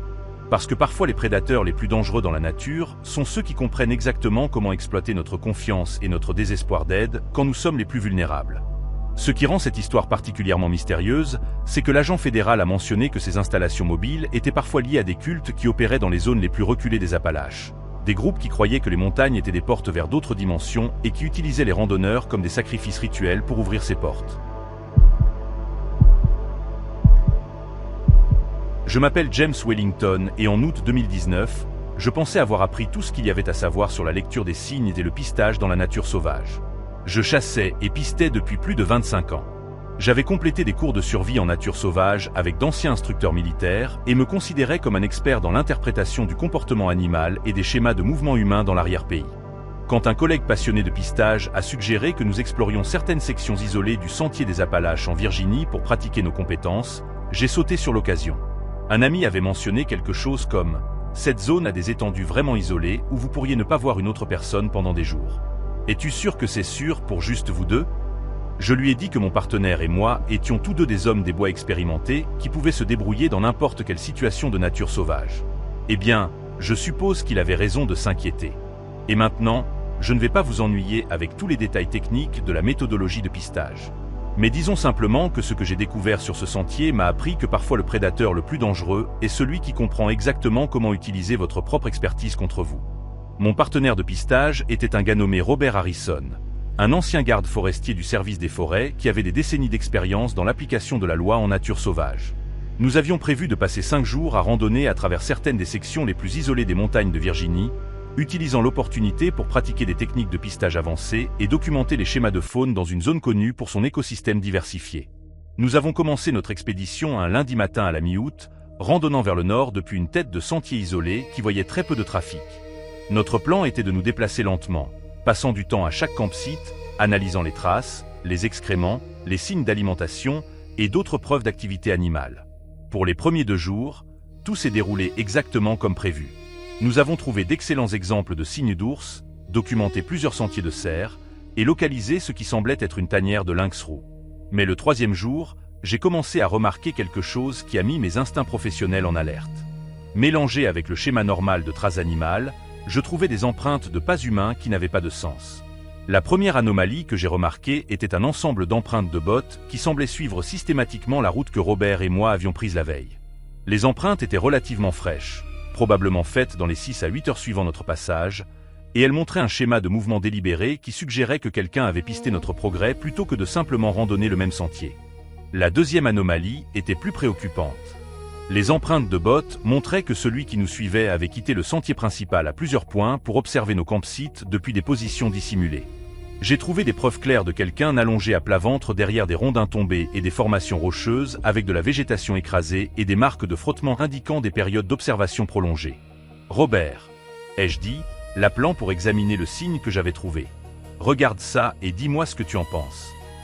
Robert était un pisteur encore plus expérimenté que moi, et son analyse a confirmé mes pires craintes. Quelqu'un nous a surveillés, a-t-il dit sombrement.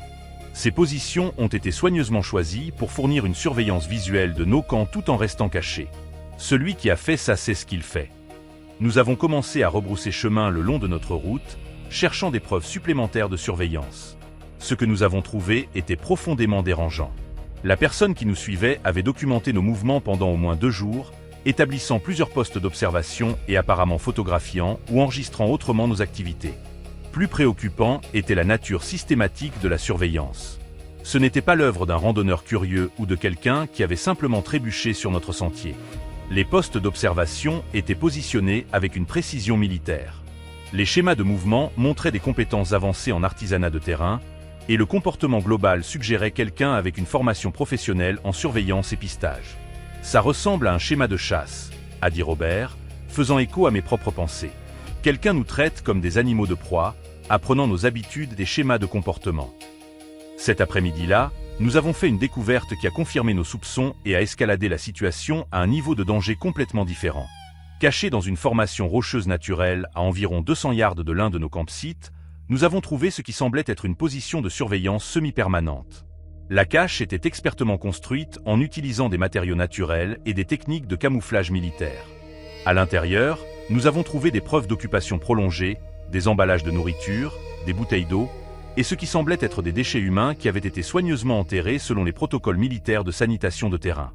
Mais le plus dérangeant était l'équipement que nous avons trouvé. Des jumelles haut de gamme, une longue vue, des caméras avec des téléobjectifs, des carnets contenant des observations détaillées, et des cartes du système de sentier local avec des marquages qui indiquaient plusieurs positions de surveillance et routes de mouvement. Les carnets contenaient des entrées qui ont fait couler mon sang-froid, des descriptions détaillées de randonneurs qui avaient passé par la zone, y compris des descriptions physiques, des inventaires d'équipements, des observations comportementales, et ce qui semblait être des évaluations de menaces. Une entrée datée de juste 2 semaines plus tôt décrivait une famille avec 2 enfants adolescents et incluait des notes sur leur niveau de condition physique, la qualité de leur équipement et leur utilité potentielle. Une autre entrée décrivait une randonneuse solitaire en détails cliniques, notant sa routine quotidienne, ses préférences de camping, et ce que l'observateur appelait des fenêtres de vulnérabilité, des moments où elle était isolée et exposée. Mon Dieu, a chuchoté Robert en lisant à travers les carnets. Ce type chasse des gens. Nous regardions des preuves de ce qui semblait être une opération systématique pour identifier, pister et potentiellement enlever des randonneurs dans cette zone isolée. Le niveau d'organisation et de professionnalisme suggérait une formation militaire ou d'application de la loi, et l'ampleur de l'opération indiquait qu'elle durait depuis des mois ou possiblement des années. J'ai photographié tout ce que nous avions trouvé tandis que Robert utilisait son communicateur satellite pour contacter les forces de l'ordre. Mais alors que nous documentions les preuves, j'ai entendu quelque chose qui a fait hurler un avertissement à chaque instinct de survie que j'avais.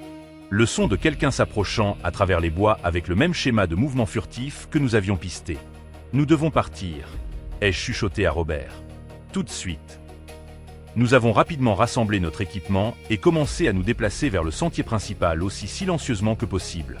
Mais celui qui s'approchait était bon, très bon, et coupait systématiquement nos routes d'évasion.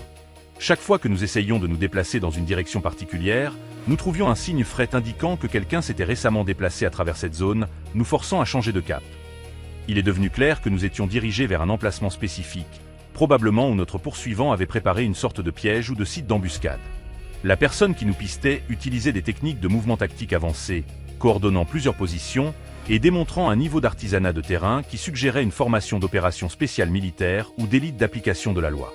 Pendant les 4 heures suivantes, Robert et moi avons utilisé chaque technique de pistage et d'évasion que nous connaissions pour éviter d'être coincés par notre poursuivant. Nous nous sommes déplacés à travers le terrain le plus accidenté que nous pouvions trouver, avons utilisé l'eau pour masquer notre piste olfactive, employé des techniques de contre-surveillance et changé constamment nos schémas de mouvement pour éviter de devenir prévisibles. La poursuite est devenue un jeu mortel du chat et de la souris entre nos décennies collectives d'expérience de nature sauvage et quelqu'un qui était clairement un prédateur humain professionnel. Plusieurs fois, nous avons trouvé des preuves que notre poursuivant avait anticipé nos mouvements et s'était positionné pour nous intercepter, nous forçant à abandonner des routes prévues et à trouver des chemins alternatifs. Vers le coucher du soleil, nous avons réussi à atteindre un croisement de route où le communicateur satellite de Robert a finalement obtenu un signal clair vers les services d'urgence. Dans l'heure qui a suivi, nous avions la police d'État de Virginie, des agents du FBI, et ce qui semblait être des unités tactiques fédérales convergeant sur la zone. L'équipe de réponse multi-agences a conduit une recherche extensive de la zone au cours des 3 jours suivants. Ils ont trouvé des sites de surveillance supplémentaires, plus de caches d'équipement, et des preuves de ce qui semblait être une opération sophistiquée qui avait ciblé des randonneurs à travers la région. Le plus dérangeant était ce qu'ils ont trouvé à un emplacement à environ 5 miles de là où nous avions été poursuivis. Cachée dans un ravin profond était une installation qui semblait être conçue pour retenir des gens contre leur volonté. L'installation contenait des entraves, un équipement de support de vie de base, et ce que les enquêteurs forensiques ont décrit comme des matériaux de traitement qui suggéraient que des victimes y avaient été retenues pendant des périodes prolongées. Ils ont aussi trouvé des effets personnels d'au moins 6 randonneurs différents, des documents d'identification, des cartes de crédit, des bijoux et d'autres objets qui avaient apparemment été pris à des personnes qui avaient été enlevées dans la zone. Des preuves d'ADN ont lié certains de ces objets à des cas de personnes disparues à travers la région du Mid-Atlantique, mais ils n'ont jamais trouvé notre poursuivant. Malgré l'opération de recherche extensive et la coordination avec plusieurs agences d'application de la loi, celui qui nous avait chassés semblait avoir complètement disparu. Les enquêteurs nous ont dit que le niveau de sécurité opérationnelle et d'expertise tactique suggérait quelqu'un avec une formation militaire ou de renseignement extensive qui comprenait comment échapper même aux chasses à l'homme professionnel. 6 mois plus tard, j'ai été contacté par un agent du FBI qui m'a dit que l'investigation avait révélé des connexions à des opérations similaires dans d'autres zones de nature sauvage isolées le long de la côte est. L'agent a dit que ce que nous avions découvert semblait faire partie d'un réseau plus large d'individus ou de groupes qui utilisaient l'isolement et la présence limitée des forces de l'ordre dans les zones de nature sauvage pour chasser des proies humaines. L'agent a expliqué que des gens comme notre poursuivant étaient attirés par des endroits comme le Sentier des Appalaches parce qu'ils fournissaient un accès à des cibles vulnérables dans des endroits où des crimes pouvaient être commis sans témoins et où les preuves pouvaient être facilement cachées ou détruites. L'immensité et la nature isolée de la nature sauvage rendaient presque impossible pour les forces de l'ordre de maintenir des capacités de surveillance ou de réponse efficaces. Ce qui me hante le plus à propos de l'expérience est la réalisation que cette personne avait opéré dans cette zone pendant une période prolongée, réussissant à enlever et présumément tuer des randonneurs sans être détecté. La sophistication de l'opération et les preuves de multiples victimes suggéraient que nous étions tombés sur quelque chose de beaucoup plus grand et plus dangereux qu'un seul individu perturbé. L'enquêteur m'a dit que sur la base des preuves qu'ils avaient trouvées, ils estimaient que l'opération était responsable de la disparition d'au moins une douzaine de randonneurs au cours des 2 dernières années. La plupart de ces disparitions avaient été attribuées à des gens qui s'étaient perdus, avaient subi des accidents, ou avaient simplement décidé d'abandonner leur randonnée sans en informer personne. Robert et moi pistons et chassons encore, mais nous n'allons jamais dans des zones de nature sauvage isolées sans équipement de communication extensive et des protocoles de points détaillés avec les forces de l'ordre. Nous portons aussi plus que de simples couteaux de chasse quand nous sommes dans des zones où des prédateurs humains pourraient opérer. Plus important encore, nous avons appris à reconnaître que nos compétences de pistage, qui nous rendent des chasseurs efficaces d'animaux, nous rendaient aussi des cibles attrayantes pour quelqu'un qui chassait des humains.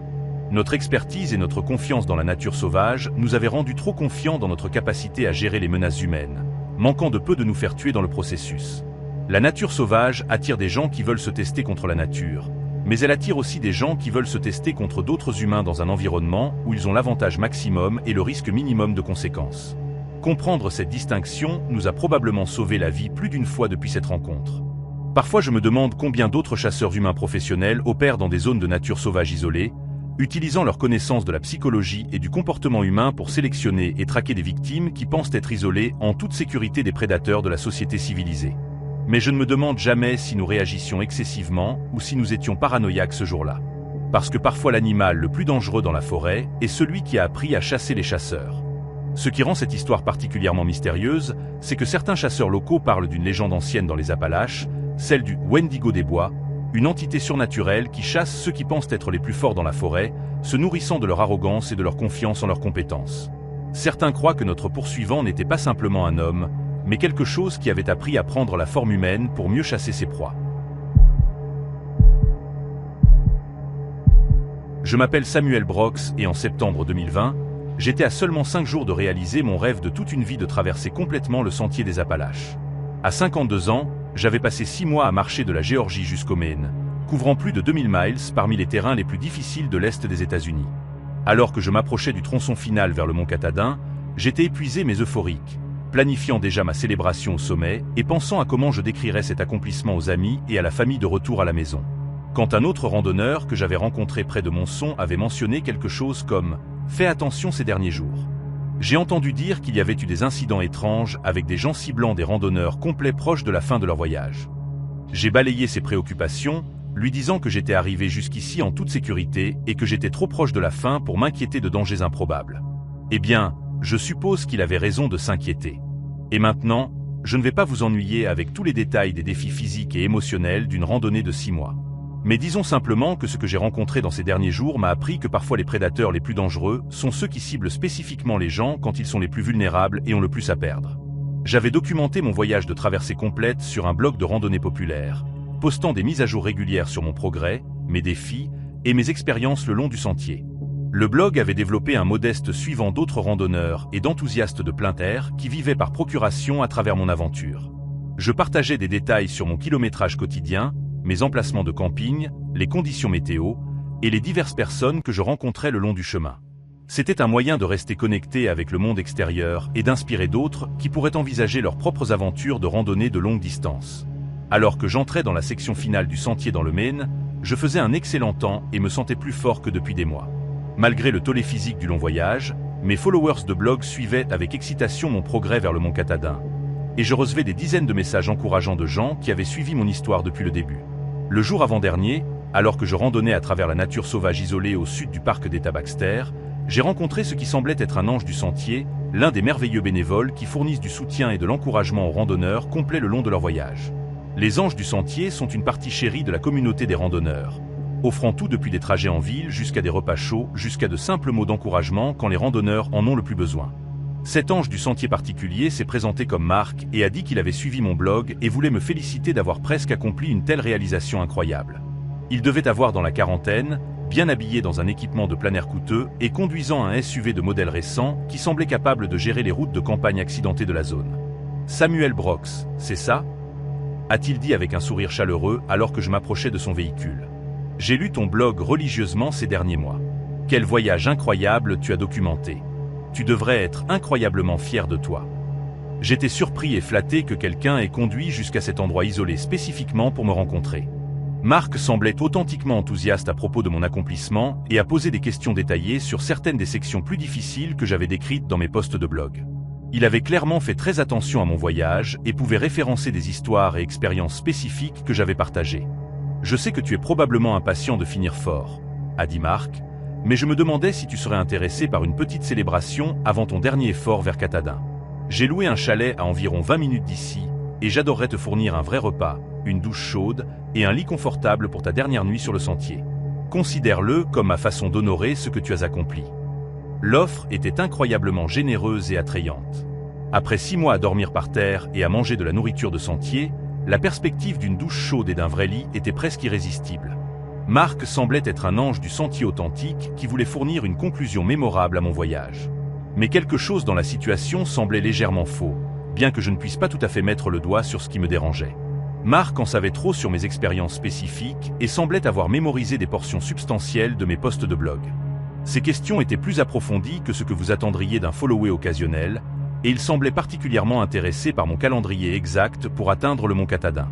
C'est incroyablement généreux, ai-je dit prudemment. Mais j'ai déjà fait des arrangements pour ce soir. Je prévois de camper au lac Rainbow et puis faire mon dernier effort vers Katahdin dès le matin. Marc semblait déçu, mais pas surpris par ma réponse.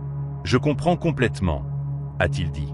Le dernier tronçon est sacré et tu veux l'expérimenter à tes propres conditions. Mais s'il te plaît, laisse-moi au moins te donner des provisions pour ta dernière nuit. J'ai apporté de la nourriture spéciale de sentier, de l'eau fraîche et quelques autres choses qui pourraient rendre ta dernière soirée plus confortable. Il a ouvert l'arrière de son SUV et a commencé à sortir ce qui semblait être des provisions de sentier de haute qualité. Des repas lyophilisés, des barres énergétiques, des boissons électrolytiques et d'autres articles qui seraient en effet les bienvenus. Après des mois de rationnement et de réapprovisionnement, tout semblait légitime et coûteux, le genre d'équipement que les randonneurs sérieux utilisent pour des voyages de nature sauvage prolongés. Alors que Marc organisait les provisions, j'ai remarqué quelque chose qui a fait couler mon sang-froid. Dans l'arrière de son SUV, partiellement caché sous une bâche, je pouvais voir ce qui semblait être des entraves. Des attaches zip, de la corde, et ce qui ressemblait à une petite cage ou niche qui serait dimensionnée pour un être humain plutôt qu'un animal. J'ai essayé de garder mon expression neutre tout en traitant ce que je voyais. Marc continuait à parler de mon blog et de mon voyage, mais maintenant ces questions semblaient plus une interrogation qu'une admiration.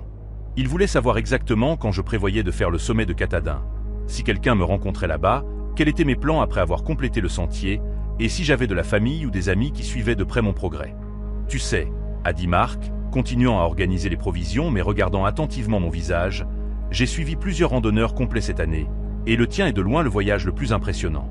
Tu as vraiment tout documenté magnifiquement. Tes followers ont l'impression de te connaître personnellement. C'est alors que j'ai réalisé la vraie nature de la situation. Marc n'était pas un ange du sentier aléatoire qui était tombé sur mon blog. C'était quelqu'un qui ciblait spécifiquement les randonneurs complets réussis en utilisant leur propre documentation et présence sur les réseaux sociaux pour apprendre leurs habitudes, préférences et vulnérabilités. Il m'étudiait depuis des mois, apprenant tout ce qu'il pouvait sur mon voyage, ma personnalité et mes schémas. Les provisions qu'il offrait n'étaient pas des cadeaux généreux. C'était de l'appât conçu pour me faire baisser ma garde ou l'accompagner dans un endroit isolé où il pourrait me maîtriser sans interférence. Les entraves dans son véhicule suggéraient que son plan impliquait de me prendre vivant, probablement pour des raisons que je ne voulais pas envisager.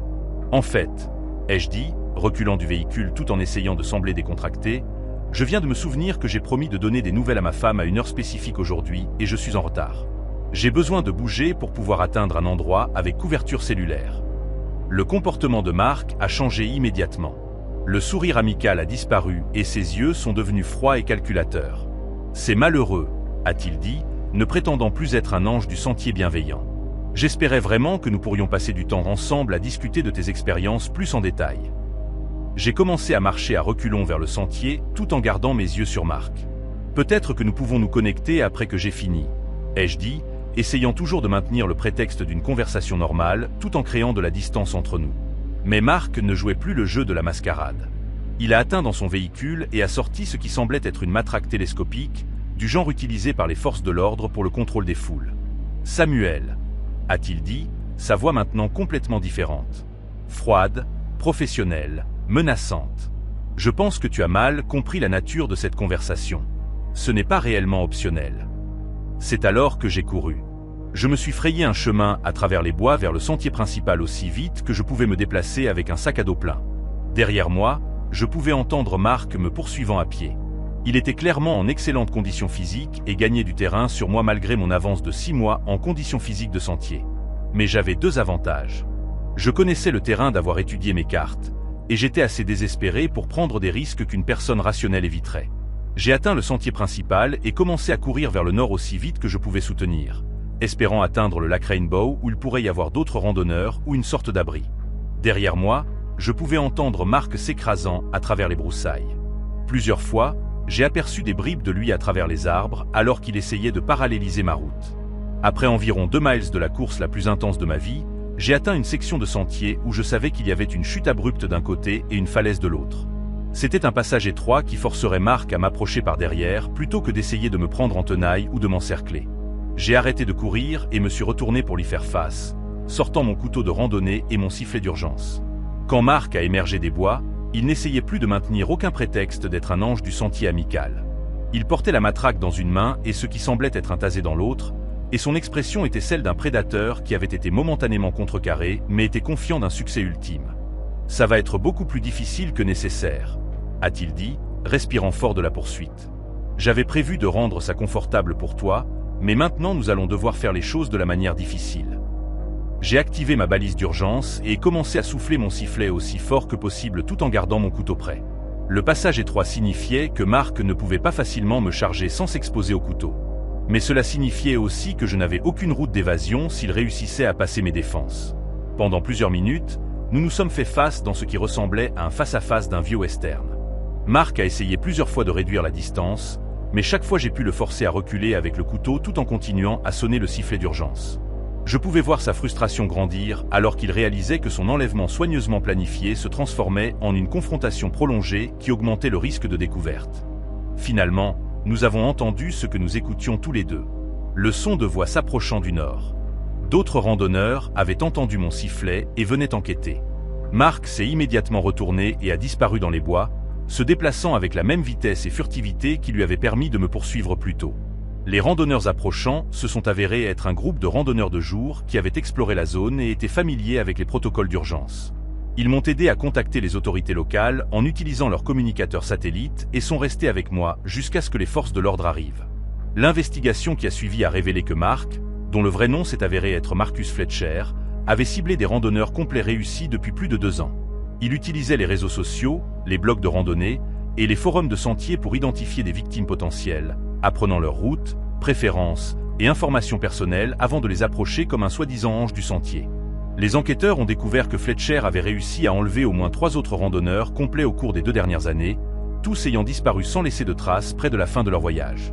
Leur famille avait supposé qu'ils avaient subi des accidents ou s'étaient perdus, ne soupçonnant jamais qu'ils avaient été délibérément ciblés par quelqu'un qui comprenait exactement comment exploiter la confiance et la vulnérabilité de randonneurs épuisés qui étaient si proches de réaliser leurs rêves. Le chalet que Fletcher avait mentionné était réel, et quand les autorités l'ont fouillé, ils ont trouvé des preuves des autres victimes ainsi que ce qui semblait être une opération sophistiquée pour retenir des gens contre leur volonté pendant des périodes prolongées. L'investigation suggérait que Fletcher vendait ses victimes à des individus ou des organisations qui étaient prêts à payer des montants substantiels pour des gens qui ne seraient pas manqués ou recherchés immédiatement. Fletcher n'a jamais été capturé. Malgré une chasse à l'homme extensive impliquant plusieurs agences d'application de la loi, il semblait avoir disparu aussi complètement que ses victimes l'avaient fait.